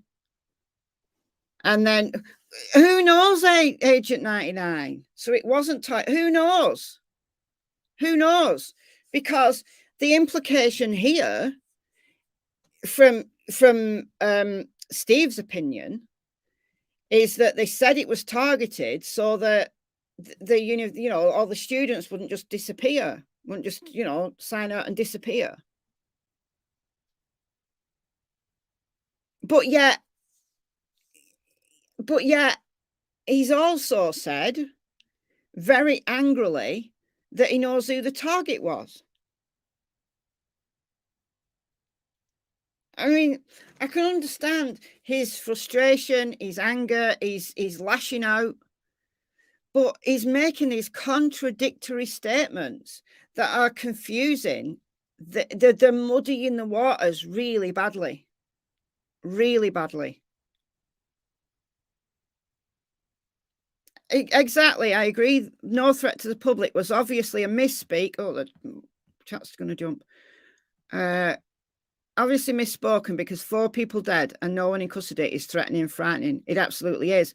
I understand what Steve is saying, though, that if you think that there's a random knife-wielding maniac around and you did nothing at all to provoke them, and these girls and Ethan did nothing to provoke them. They were in bed, right? They were in bed. They did nothing to provoke them. But if that was literally a house chosen at random, how much more terrifying is that if you live in that community than if you are told that this was targeted at them or that house? So therefore, no one else is going to get, no one else is going to get knifed. I think that's what he's saying, but I can well understand the university would have wanted that message out, at least initially. Right, let's play the rest of this. Nearly finished. You never think you're going to lose your little sister. Yeah. Ever. You never think you're going to have to bury your daughter. Absolutely unbelievable. It's nothing. That I feel. Yeah. From Kaylee. And I don't know. It's several things. It's her age. It's how it happened. It's her life. Why it happened. Who did this to her? Just graduated. Who did this to her and her friends? The fact that she was with her best friend. I mean, since they were little girls. That family tonight is so heartbroken. I've been in touch with them. It's literally unimaginable to think about what they are going through. But Thank you for watching. Go to newsnationnow.com to find News Nation on your... It's weird how they just stop it really abruptly. Shall we play the social media one? There's quite a few. Oh, here's the full episode. Here's the full episode, 42 minutes. I'm going to watch that. I'll watch that later. I'll let you all watch that on your own because I'm not going to play 42 minutes now because I'm almost 2 hours into this. Let's play. I want to play the social media one. And then I want to find that angry clip from Kaylee's dad. I've not got it up on my windows. Can you see Cassie behind me? Where's the social media one?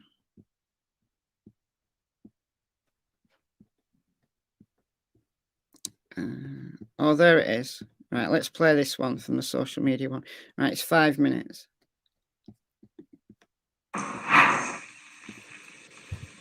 I'm Brian Enton live in Moscow, Idaho tonight. The murder mystery has reignited the murder here. The online sleuthing community who gained notoriety during the search for Gabby Petito in 2021.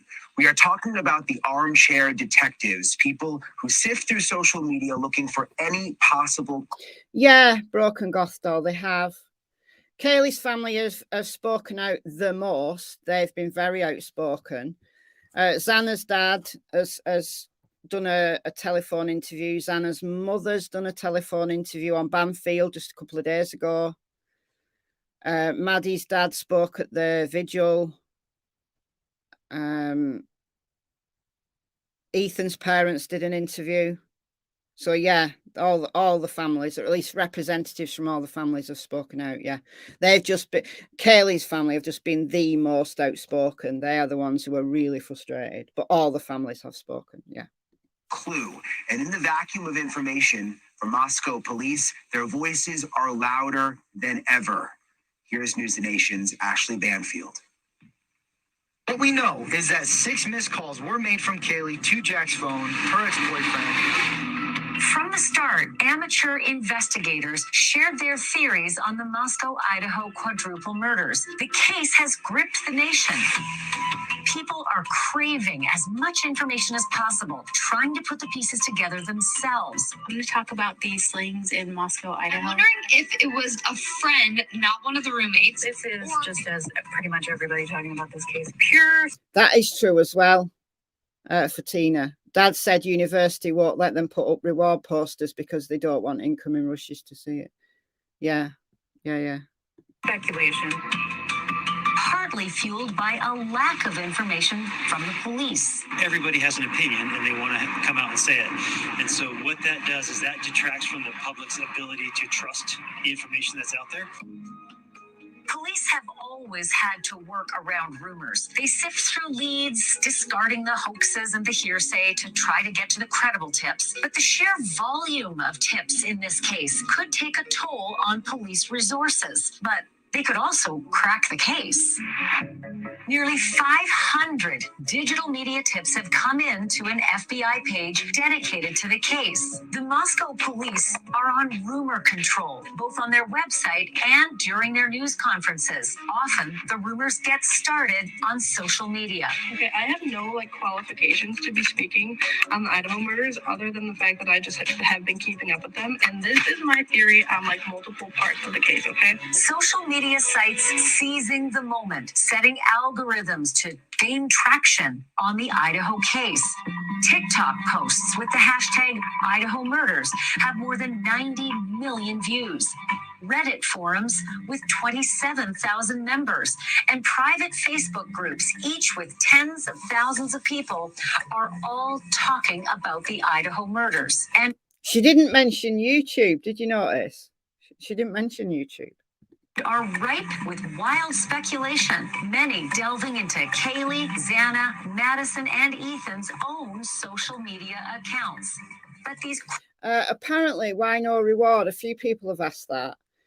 Apparently, the police don't want them to offer a reward. That's what's out there. Crowdsourced investigations can also ruin lives as they track down so-called suspects on their own. First, it was the young man in the hoodie seen at the food truck in a video that surfaced days after the murders. Police were flooded with questions about who he was. I think a lot of people were curious about that person. We were able to identify him. Police have since cleared that man, but online sleuths soon turned their attention to a new suspect, a neighbor of the victims named Jeremy Reagan. He's a third-year law student at the University of Idaho and gave a TV interview about the comings and goings at the house where the kids were murdered. He admits that he'd given a nervous smile while talking about the crime. Some viewers took issue and made him a target. Soon he moved from target to suspect, and it was open season on the internet. People online have just been ruthless. They went through and gone through all of my social media history over the past decade, partly because of all the reports that the people had sent in about me in the interview I did. Reagan has spoken with the police and even volunteered his DNA. But when he didn't hear back from the officers, he simply went to the station himself and gave police a sample. But as amateur investigators continue to dig deep into his personal life, contacting his friends and his family, Jeremy is now so concerned that he carries a pistol for protection. You see, no one should have to experience that. You know, whether you think someone looks sus or not, digging into someone's personal life, going real life on them, I find really disconcerting at the very least. Because all this guy's done is given a few interviews. There's nothing else, nothing whatsoever that he's done other than give a few interviews. And why aren't more people speaking out? Why are people scared even to go to law enforcement? Well, maybe it's because they're scared of the backlash that they're going to receive. Amateur amateur detectives have had some success before. During the Gabby Petito case, social media hashtags exploded with billions of views. It was social media users that put many of the pieces together and gave police strong clues as to where to look. Back in Moscow, Idaho, with every day that the 4 murders go unsolved, the online investigative community is sure to grow. Each wanting to be the cyber sleuth that unlocks the mystery and solves the crime. But at what cost to the professional investigators and to the public? Thank you for watching. All right. I have sympathy. I have sympathy with people complaining about social media. I do. I've talked about this a lot recently. But thank you, Bengal02 for the $1.99. Think the dad said share the strong alibi. Yeah. Kaylee's dad wants to know what the alibis were from the from law enforcement. I talked about that yesterday in my video. I'm going to turn my camera off now. It's getting really dark in here, so you can just see my icon now. Yeah, they did. And Gabby's van.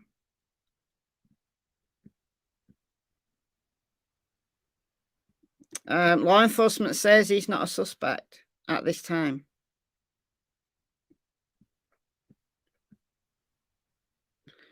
Okay. Is it true that Jack has an uncle who is Attorney General of Idaho? I don't know. And which Jack? There's about 20 of them. All right. Before I sign off, I just want to play you the Fox News. There's loads more on News Nation if you want to go and look at their special. They've now put their full special thing on. Have they taken it down again? Weird. They had a 40-minute special on it. Oh, there it is. Can't see for looking. There it is. So that's the full episode. What I've been playing are just clips. So I'm going to go and watch that after this live. So I've played that. Okay, so this one is interesting. I'm going to play you the bit that they talk about targeting. Should I just play it all? Maybe I'll play it all. I'm not sure. Anyway, I want to play you this about the targeting. After day, I mean, every day you just wake up and think today's the day. We're going to hear something, and you see these, oh, there's a break in the case, and it'll just be something stupid. The sixth person on the list that was never there. Stop playing games. This is serious. These are people. So he said, actually, I am going to play it all because there's quite a lot in this. Okay, we're going to play it all. Fox News will copyright claim me, but I'll keep stopping for fair use. Joining me now on set, the parents of Kaylee Gonzalez, Christy and Steve Gonzalez. Thank y'all so much for being with me. You guys have been so transparent and strong for the public. Christy, you called the person that did this the boogeyman. Yeah. What did you mean by that? It's literally like what nightmares are made of. Like when. Thank you, Celeste, for the 140 ZAR. South African Rand, I think. Thank you so much. You're a little kid and you think of the boogeyman. That's just how I feel. Like, that's just the horrific details of everything. Them just having a good time, going home and going to bed, and this happening to them. Your best friend crawling into bed. Just crawling in bed. Every girl in America knows what that's like. The boogeyman doesn't, meet you at McDonald's. I mean, the boogeyman comes and snatches you out of your bedroom. Steve, we've been talking. I've been talking to folks in the community. You said something that stuck with me. You said, until this person is caught, you can't sleep in your bed. No. I can't just lay in my bed and do nothing. That's not the way I raised my family. That's not the way I raised my girls and my son.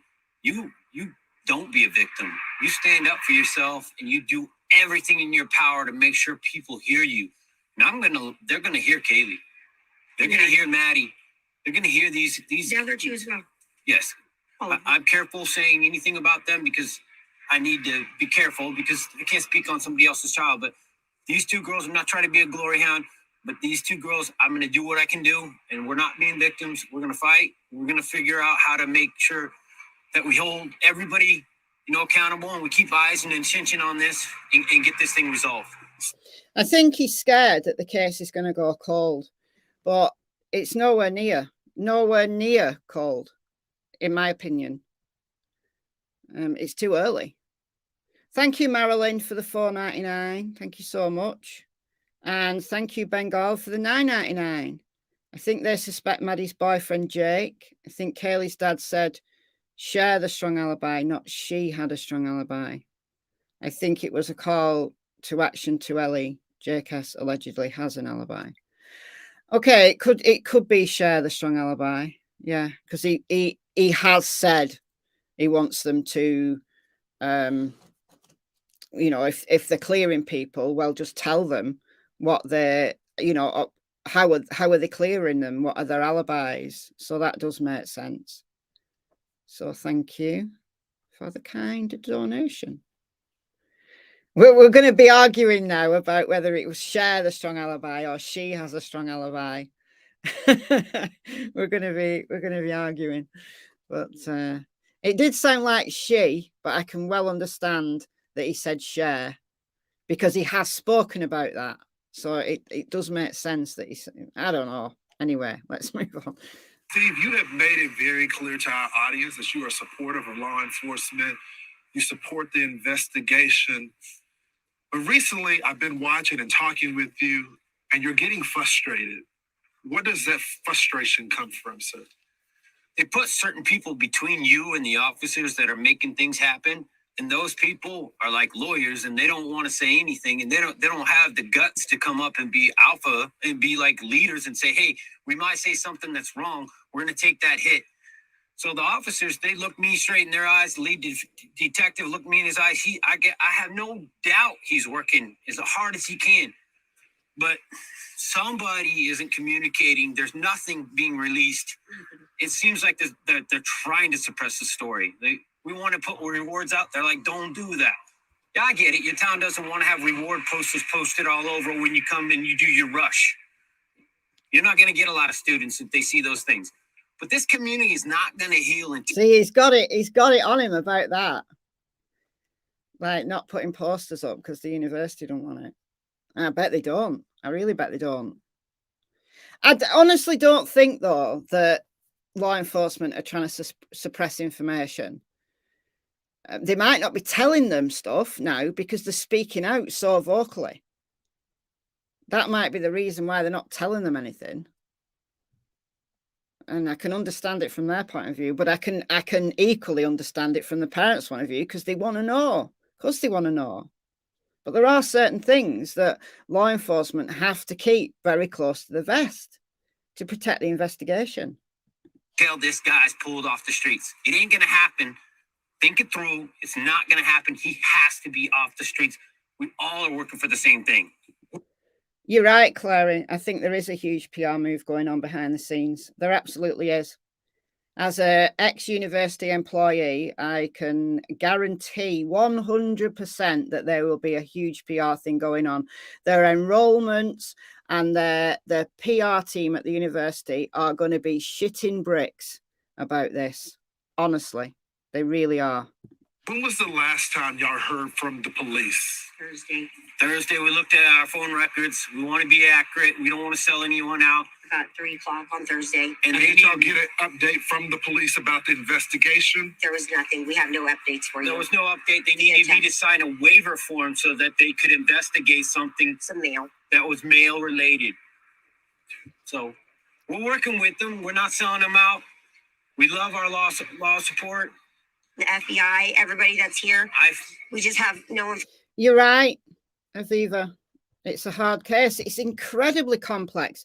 Even a relatively straightforward case where they have a suspect, where they're building a case, where there is forensic evidence to collect, whatever that is, whether that's DNA, whether that's whatever it is. But this is 4 victims in a large house. That is a lot of evidence that they've collected. They took over 4,000 crime scene photos. So just absolutely astonishing the amount of work that's gone into this. They have to be patient. They do. I think there will be things that are being held back. And I think one day there'll just be an arrest and that'll be it. But they have to be patient. I get it. I really get it. I feel so sorry for them, but they have to be patient. How old are Kaylee's parents? I don't know. No idea. I guess they look like, I don't know. I'm not very good at telling ages. Maybe he looks 50, 45. I don't know. No idea. Information as family, and it gets tough day after day after day. I mean, every day you just wake up and think today's the day we're going to hear something, and you see these, there's a break in the case, and it'll just be something stupid. The 6th person on the list that was never there. Stop playing games. This is serious. These are people's lives, and this is the future of this community. There's going to be 10,000, 15,000 kids that come into this community next year, or they don't. So I'm serious. I had the opportunity to speak to some of my sources, and I've been told that there were differences in the way that the victims were killed. Some were more severe than the other.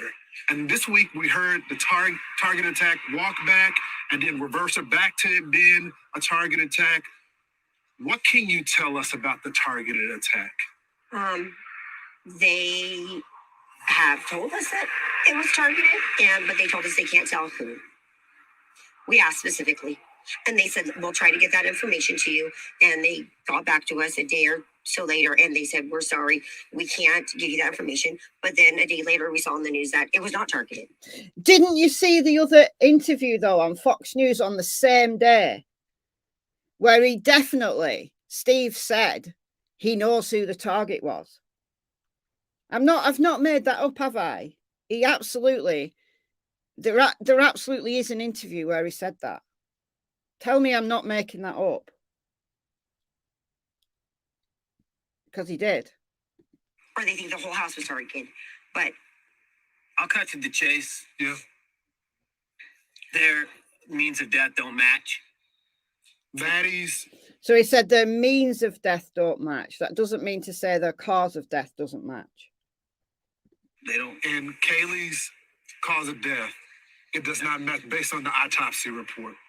They don't match. Would indicate that one of them. He doesn't have to go up the steps. Let's stop playing games, guys. I need somebody to step up and be an alpha. Be somebody to be a leader. Don't make me do it. I don't want to do it. He doesn't have to go up the steps. Their points of damage don't match. I'm just going to say it.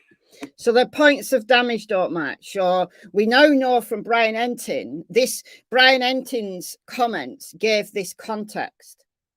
So those of you who are just coming in, Brian Entin has found out that Kaylee's injuries were worse, more brutal than Maddie's.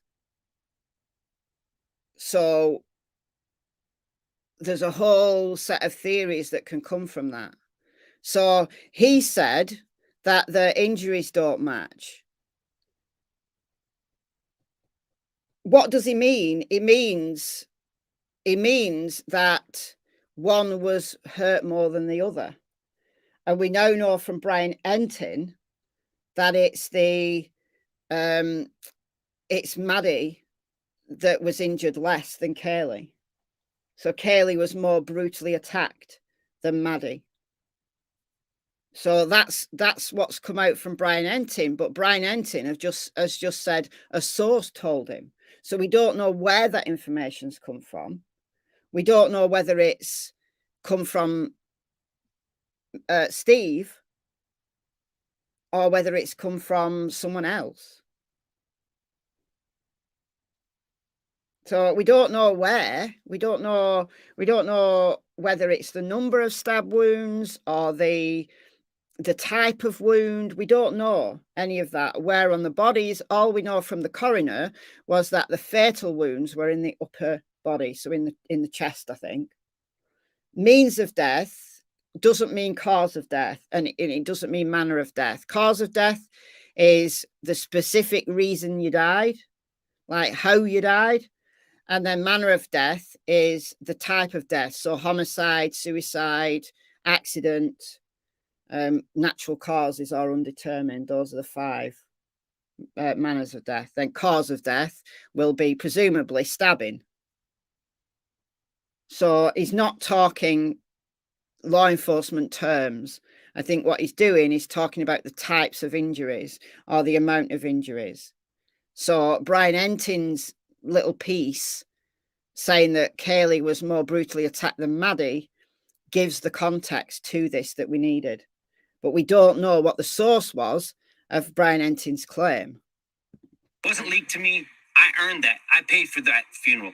I paid for that. It's my right. You ain't taking that from me. Calm down. If you don't want to say nothing, that's your bet. But don't say I'm leaking anything. I paid. She told him to calm down. She told him to calm down. He does need to calm down, though. He does. He really does need to calm down. He absolutely does. That bill. Sent my daughter to college to get an education. She came back in the box, and I can speak on that. I was also told from sources that are closer to an investigation, because there was a lot of roommates in there. And this was horrific for those roommates that were there as well. Yeah, absolutely. I totally would be angry. Absolutely. I've been in his position. It's infuriating, but you can't expect answers right away, especially when there's no suspect. You've got to be patient. A good criminal investigation takes a long time. They have to be patient. But I understand. I absolutely understand his anger and his frustration. I do. I really do. The preservation of this crime scene. Witnesses tell me that it may have well been preserved because the phone was passed around between one of the fraternity members and the girls. One of them unfortunately witnessed the death, the body there. Can you confirm that? We cannot actually. We know nothing about that whole phone call. We've asked, and it's, I mean, I know that a lot of people want to know, but that's just not our agenda. We just are like, somebody called 911, somebody was reported unconscious. We don't really know. I mean, we've heard so many different things, and nothing has been clarified or been told to us at all. And I mean, I don't know if I personally have asked anything about that. I don't know if you have asked that, but we know that this is getting 3 weeks in, and it's starting to get. We don't want it to go cold. It's not going to go cold in 3 weeks. Honestly, they've not even got all the evidence back yet from the forensics. So there's no way it's going to go cold. Again, I can understand why they think that, 3 weeks it probably feels like forever to them, but it's not. This is just the beginning of the investigation. This is going to take years to get resolved. It'll be years before they get total answers, and that will be a trial. So it's a long, long road. Unfortunately, it's a massive road that they're just at the beginning of.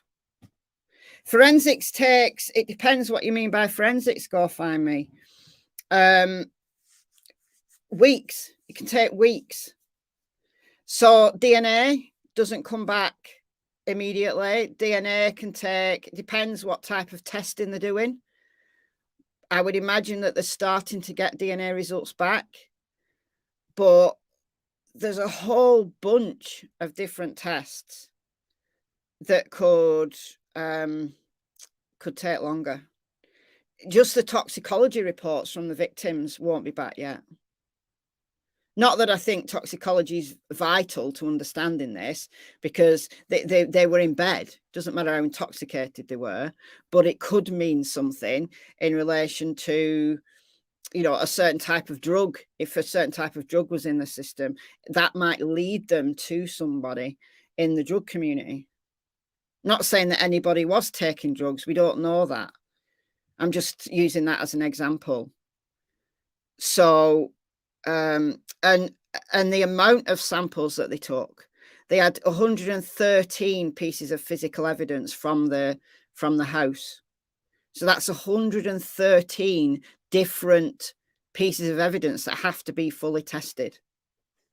So not all of that will be back yet. This is a long road. We're reaching out. I reached out to friends down in California today that have connections that we're hoping to raise some money to get a reward, to get a private investigator. Third party. Why go the private route? Do y'all worry that at the end of this week that this case may be cold? We're scared. It's not going to go cold. A private investigator isn't going to give them any more answers than law enforcement will, quite frankly. But I mean, it's up to them. If that's what they feel they have to do, then that's fine. But I'm just saying. You don't want a photo up there with the reward offering information. That kind of sounds like you're trying to like suppress the story. I mean, why do you not need help? But hey, I could be wrong. And you officers, I apologize. Marilyn, I mean, how long is a piece of string? 113 pieces, that a large amount of evidence for 4 murders. Well, remember that it's 4 victims, but it's in the same house with the same perpetrator. But that doesn't include the victims themselves. They're the biggest piece of evidence. The victims themselves are. So the 113 pieces of physical evidence from the crime scene is in addition to the huge amount of evidence that will be on the victims' bodies, which will also have to be tested. So, Guys, if I'm wrong, yeah, I want to. Please forgive me. Please forgive me. But if you don't have the information, people do know. If they don't, then you know the community. This is a community that is IT based. These guys live a digital footprint like we've never. All of us older people, we don't know how much that digital footprint. Yes, that would include DNA. Yeah, both at the crime scene and on the victims. Absolutely. It could be helpful. So that's what we asked for. I hope like a DNA, family lineage, if they could come out here and just start taking. This town is not that big. We could figure out this, and it might not be him. It might be a family member. We have family all going to the school together. You know, there's cousins, there's aunts, there's uncles. So they think a family member might have done it. I mean, I know he's just pointing fingers at everybody. He's suspecting everybody, and I get that. But is he really thinking that a family member will have done it?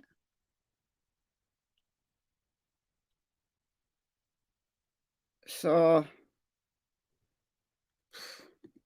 we could find this guy just with volunteers. Lineage companies were, put Idaho on the map.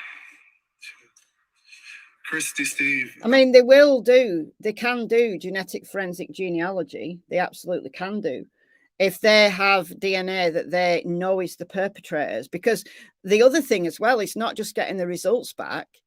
It's trying to work out which DNA profile from that house is the perpetrators. Because there's going to be DNA from other people other than those who lived in that house, because they had parties there. Perhaps he's suggesting a family member give DNA. But yeah, well, that won't tell us anything, will it?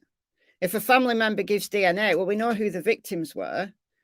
That would only be relevant if the perpetrator was a family member. Oh, got you. Right. Journey takes a trip. That makes sense. I think he's saying if the town all do DNA, a family member of the killer might be found. Got you. Yeah, that is what he meant, I think. because they have lots of family in the town, so may the killer. Yeah, I get that. Yeah, that makes more sense than him accusing his family members. Yeah, that's a good one. Now, they can ask people in the town to provide DNA samples, but they can't demand that they do. They can ask people, but if they say no, I don't want to give a sample, then they can't force them unless they have probable cause to think that that particular individual is the suspect. But yeah, familial DNA could lead them to the killer. But if the killer already has DNA on file with the police, then they'll get a match. But it's working out whose DNA is the killer's. Because from the house itself, that's not going to be very helpful. It's going to have to come from the victims' bodies and the murder weapon. And it's perfectly possible that the killer thought it all through, wore gloves and didn't have and a mask and didn't have skin showing. So it's perfectly possible that there's no DNA transfer. I don't think it's likely, but it's possible that there's no DNA transfer in that house from the killer. Given the amount of damage that was done, I don't think that's the case. However, it could be. So, I don't know. We're going to have to wait and see. There's just so much. I'm going to see if they've got an update. City of Moscow PD has got an update.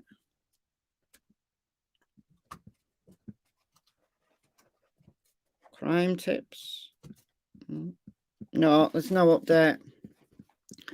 I just want to find that bit where he... I know it's on Fox News. Cassie's chewing my chair again, everyone. Fox News.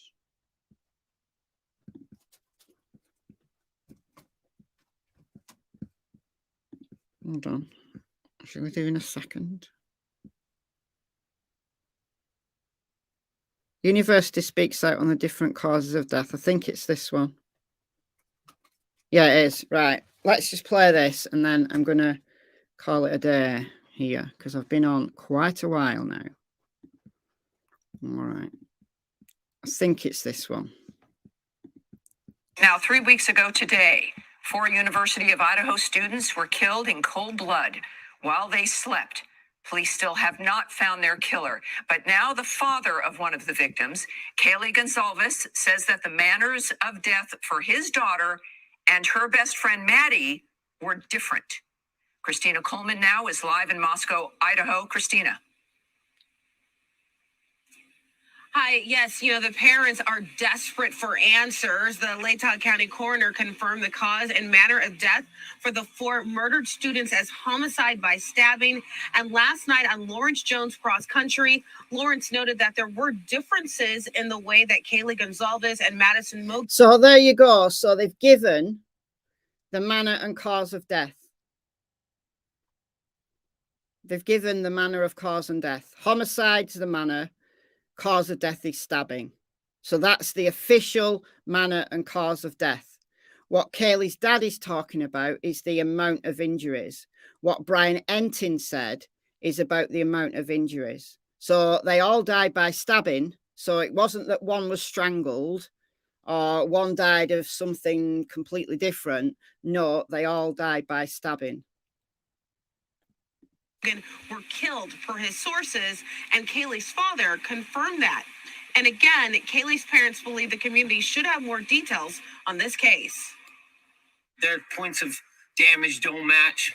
I'm just gonna say it wasn't leaked to me. That's not the one I wanted. Oh, it might be actually. Let me just get to that. Another clip from the father. Let's listen to this. So I'm using logic that he chose to go up there when he didn't have to. And I can kind of tell by my daughter's texts, messages. She did call 911. She wasn't saying anything along the lines of like she'd heard something or she was in fear. So I'm just putting the dots together. Yeah, Griff, this is one of the huge... No, there's another one. There's a bit. I saw it. I've seen it. It's that same interview. I hate it when they split things up into little segments. It's annoying. Right, hold on. Tell me. He definitely said he knew who the target was. Right, I'm just going to do. There's Fox News. I've played it. I've seen it. I've found it. I just didn't save it. So annoying.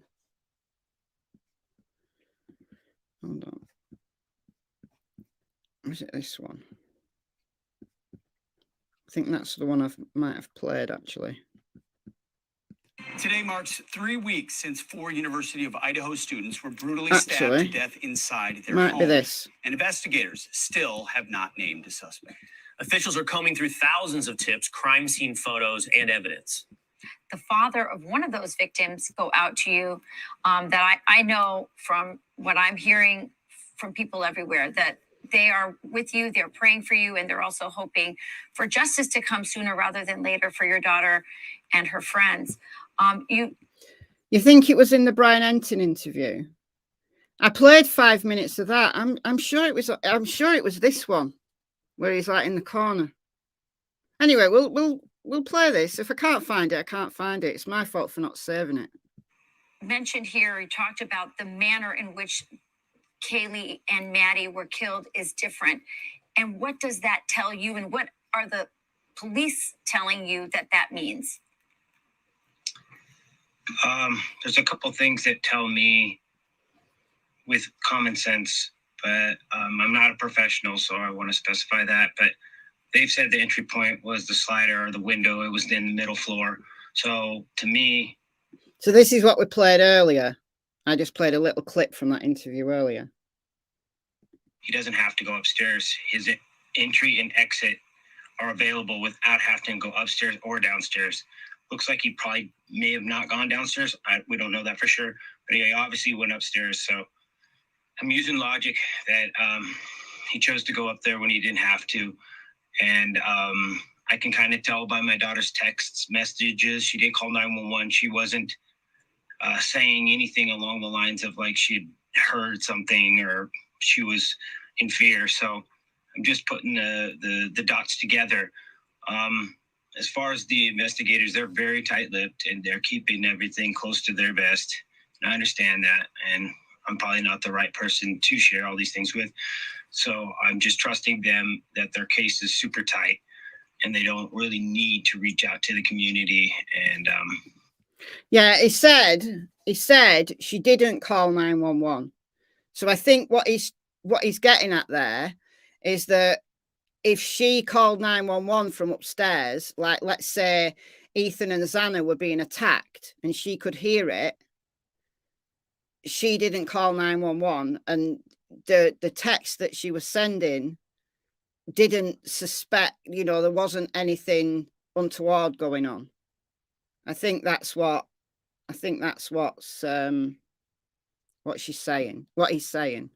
She didn't call 911. Like, it was totally unexpected. I think that's what he's saying. That when she and Maddie were attacked, it was totally unexpected. There was nothing that kind of led up to that. All the evidence is right there in that home. So, Steve, I want to be respectful, as I can tell you're trying to walk this tightrope as well with law enforcement, but the desire to know and get some type of action as well. You've said both now to Rachel and then in the clip in your appearance with Lawrence Jones that your daughter and Maddie had different means or manner of attack, and that suggests one of them was targeted. Can you share with us, do you know, and you can't share either way, which one was targeted? I can't. I asked for permission to do just that, and they said no. I probably disclosed information that they wish I wouldn't have said. So there you go. That's the bit I was looking for. He said he knows, but he's been told not to say. But yet it was the same day that Fox News put out that other interview where Kaylee's mother said they've asked, but they haven't been told. He is, Luna. He is. He's adding to the confusion. He absolutely is. He absolutely is. But that was the bit. That was the few seconds that I wanted to find. So it's in this interview. So I know that now. So it could be that they have been told and they've been told not to say. It could be. It could be. I can understand why he wants to speak out, why he's continuing to do interviews, because they're scared that the case is going to go cold. But it isn't. It isn't going to go cold. It really isn't. So he needs to keep talking. Doing interviews is fine. But he's adding to the confusion, in my opinion. He's adding to the confusion. So keep going on interviews. I've not got a problem with that. Keeping, holding law enforcement to task. I haven't got a problem with that. But he just has to be careful with what he's saying, because he's adding to all this social media speculation that the media are concerned about, that law enforcement are concerned about. So, I don't know. The story's going cold. There's less people coming to Moscow. I'm not going to go sleep in my bed knowing that I could get up and I could go to town and I could do something. And I'm not going to go away. And I hate to be a pain, but as a father, I just can't even sleep thinking that I could be doing something. So that's why I'm not. Understandable. I get it. Let me ask the flip side too. You're being respectful toward police about the fact that they need to be tight-lipped. But if there was something you felt like you deserved to know or you should know as a father at this point, are there questions you have unresolved from the police that you feel like, hey, just throw me a bone here and let me know? For sure. I mean, alibis, just share the alibi.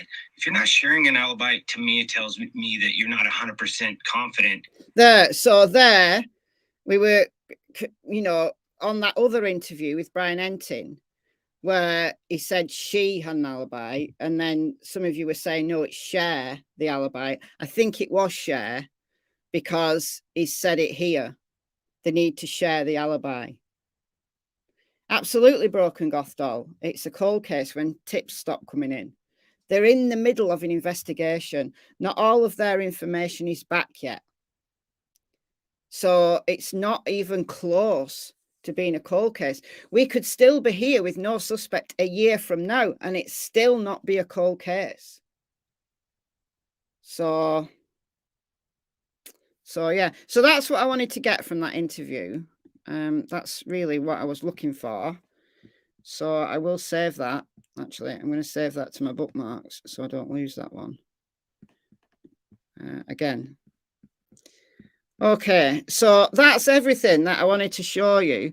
For those just coming back in, though, for those who weren't here like in the first hour, I'm just going to play you just that News Nation Brian Entin one again, the one that blew my mind, because I'm guessing not everybody has seen it.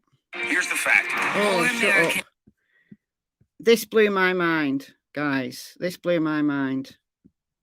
The Brian Entin one blew my mind. So, Idaho stabbing victims' injuries significantly more brutal. I'm going to play this again because it puts what Steve Gonsalves was saying into a massive amount of context. So we're going to play this once more. It's only 5 minutes. Can I play the housemates clip too, please? No, I've taken that one off my tabs, but it's just rewind back to the beginning. It's in the first half hour of the live. But I want to play this because it's brand new information. It came out overnight my time, and when I heard this morning, it blew my mind. But it makes what Steve Gonzalez has been saying makes total sense. Now we see this. So let's play this one more time. I'm Brian Enton, live in Moscow, Idaho tonight, where we continue to look into the murders that happened in the house behind me. 4 innocent college students now 3 weeks ago. Still no significant developments, still no named suspect, still no named persons of interest. I want to bring back in Ashley Banfield. And Ashley, I've been looking forward to this because I want to talk to you about this new information that we confirmed just before the special today. The new information is that Kaylee Gonzalez's injuries were significantly more brutal. That is what I can say. Significantly more brutal than her best friend Maddie's injuries. What do you make of that new piece of information, Ashley? Well, it's astounding, for one, because this is the first time, Brian, that you've been able to get the kind of information that helps us to perhaps try to figure out why this happened. Not saying this is definitive, but it certainly is one additional clue as to whether perhaps Kaylee might have been the target. But you got more information that makes it almost more complicated, and that is where the girls were found. So walk us through what you discovered today, because many of us didn't know which room when Kaylee's father said they were found in the same room and in the same bed. Yeah, let me show you, Ashley. I want to take you up the hill here and get you oriented. This is the front of the house. There's now private security out front. And oh my, because it's going and it's very, very slippery. But we're going to walk you up to the back of the house. That's Brian's mic, not mine. Crackling. No windows on the side of the house. You've got the front door obviously on the front, which we know has the coded lock. On the back of the house, though, is where... Yeah, Kaylee was the one being stalked, yeah. But there has been conflicting information, because it was said that she didn't have a stalker. Then it was said that the police weren't aware that she had a stalker, but were looking into it.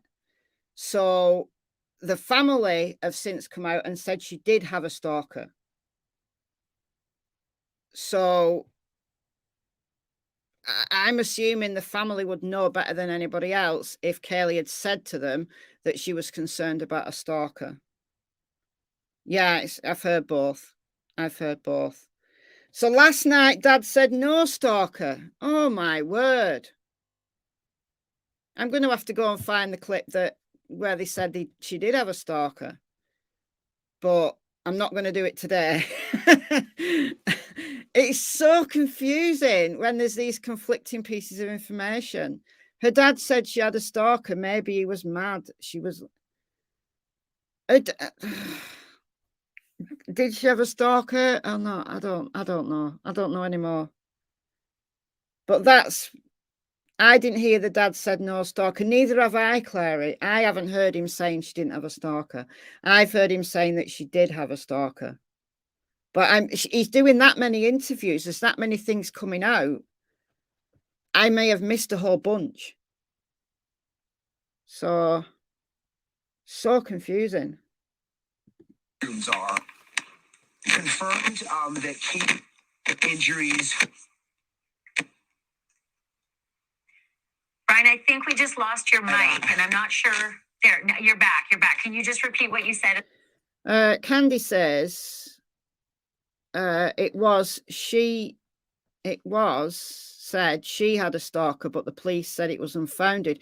They did, but then they said they were looking into it. I remember reading it out on a live.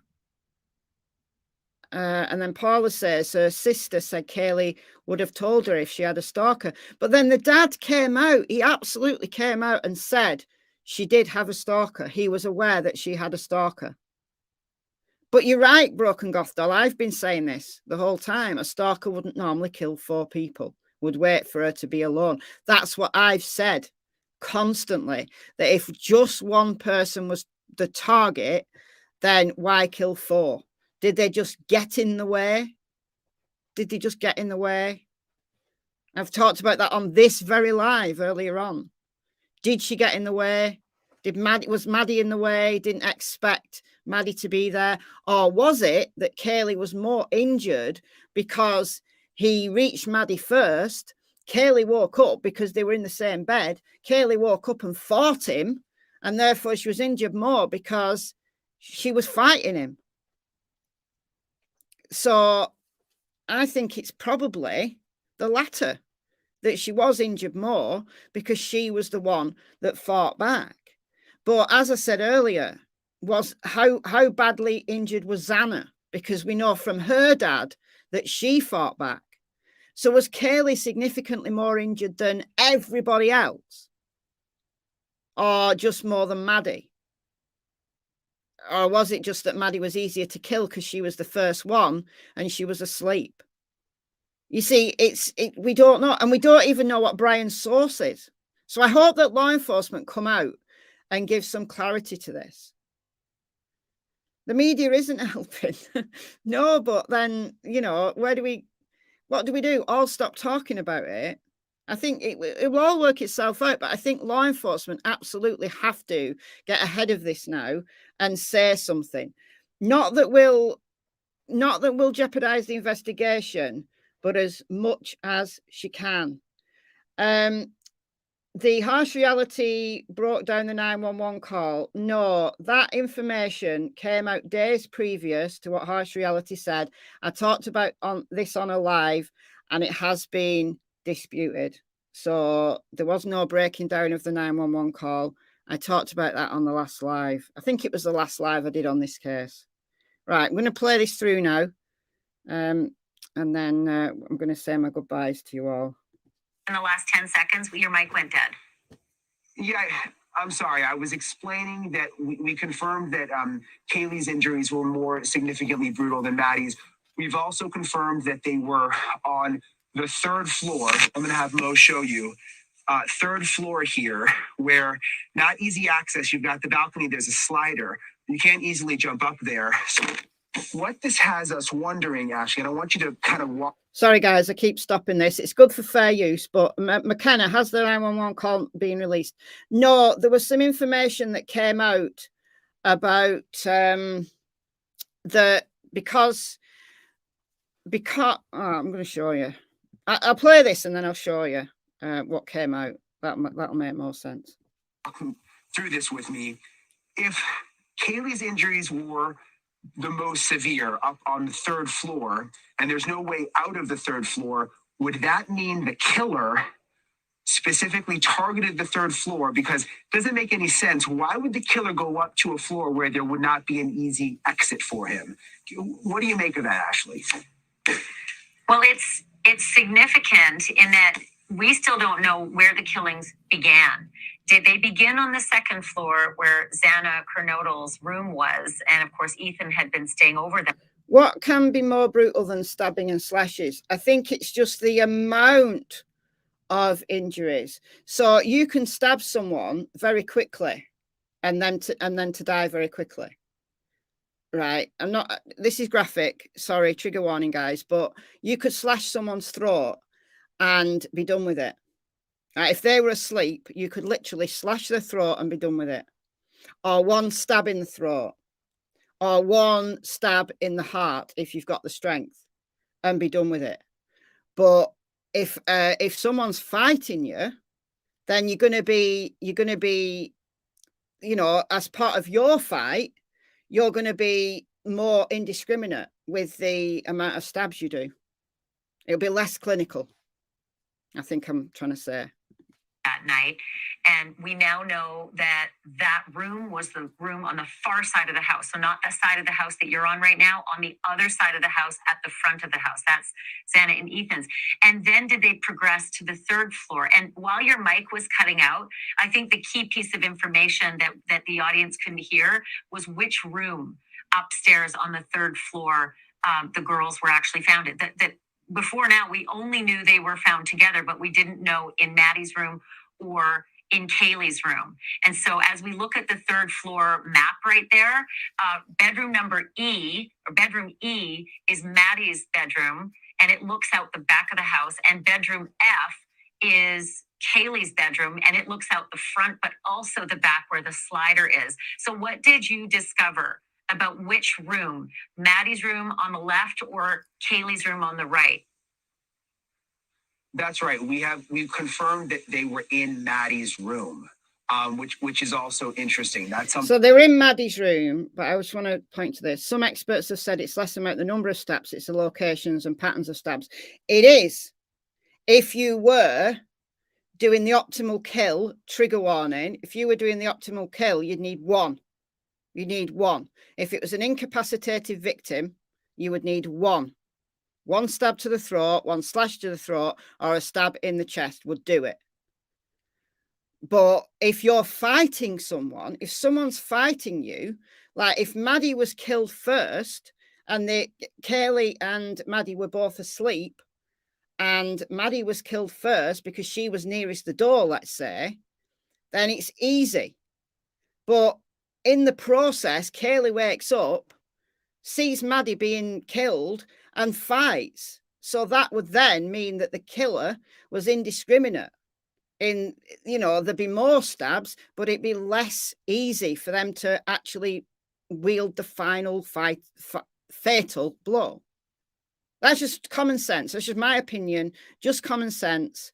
But that's what I'm taking from this, honestly. Thing that we did not know. So Kaylee's injuries were significantly more brutal, but they were sleeping together in Maddie's room. So that helps put the puzzle together. Thank you. It does.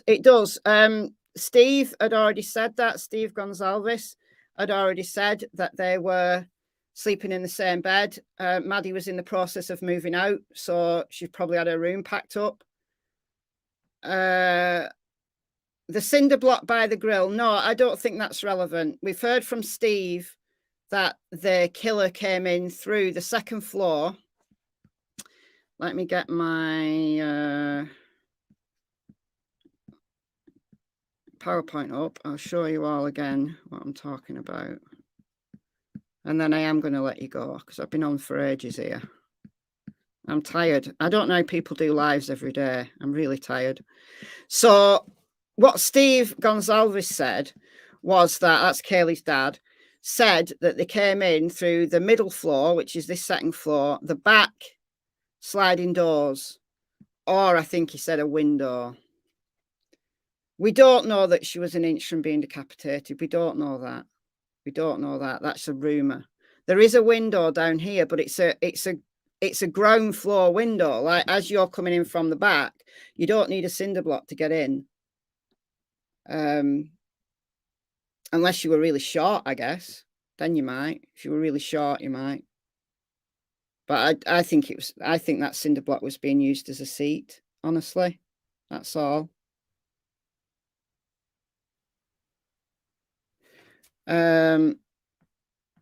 Okay. That call, 911 call. So this is the thing that channels talked about. So it did the rounds before it found its way onto YouTube. This is what happened. It did the rounds. It started in a Facebook group. So this person here says, I saw this comment on Facebook and wanted to share it here. So wherever it came from Facebook. Then it found its way onto Reddit. And then it found its way onto YouTube. So it did the entire rounds. Thank you, Kim, for the 1999. Sorry I'm late, but did anyone mention the way Kaylee's dad looked at her ex-boyfriend Jack at the end of the speech at the tribute?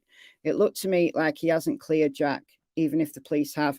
Yeah, we did briefly talk about that earlier on. I'm not into looking at glances and things like that. It's a highly emotional event. I don't think you can read into a look when you're looking at somebody who is in a highly emotional state. That's just my opinion. Okay, so this thing did the rounds before it found its way onto YouTube channels. So this is what was claimed.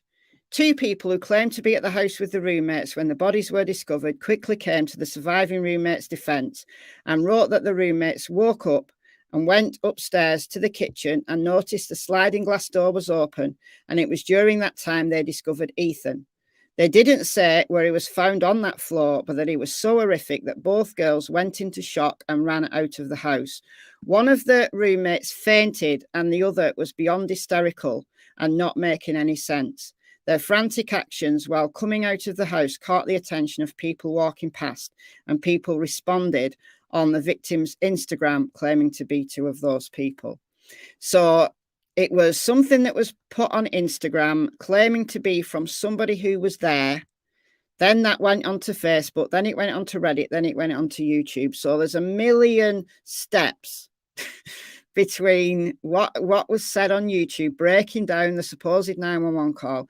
It wasn't. It was a speculation based on what was said on Instagram. Now, it could be that this was the truth, that they found Ethan and a girl, one of the girls went out and fainted, and that's why the call was for an unconscious person, because it was for the unconscious roommate outside. Aaron Snail from the Idaho State Police actually came out and clarified that the call was made inside about an unconscious roommate. And he used the pronoun she. So we're assuming that the surviving roommates tried to get into Xana's room but couldn't. So it's not about an unconscious roommate outside. It was the call was made because they couldn't get a response from the roommates inside. So even though this could have happened, that a roommate went out and fainted, it wasn't the reason why the 911 call was made. So that's just what I took from what Aaron Snell from the Idaho State Police said. And I played that interview by Aaron Snell on the last live. I'm not going to try and go back and find it now, but I played it on the last live that I did on this case. So that's that. Let's save that now, don't I? Okay. All right, guys, I'm going to go. I'm really tired. I've been on nearly 3 hours. Can you believe it? My lives are getting longer and longer. Getting longer and longer. Yeah, it was Maddie's room. Yeah, it was Maddie's room. They were both sleeping in Maddie's room because Kaylee was in the process of moving out. She got a job in Texas. She was due to start a job in January in Texas. So she was in the process of moving out.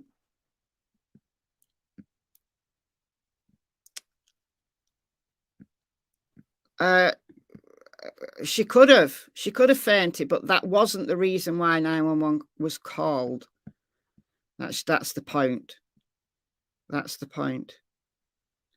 So I am going to go now. I am so tired. I can't even read. I'm just looking for any final questions.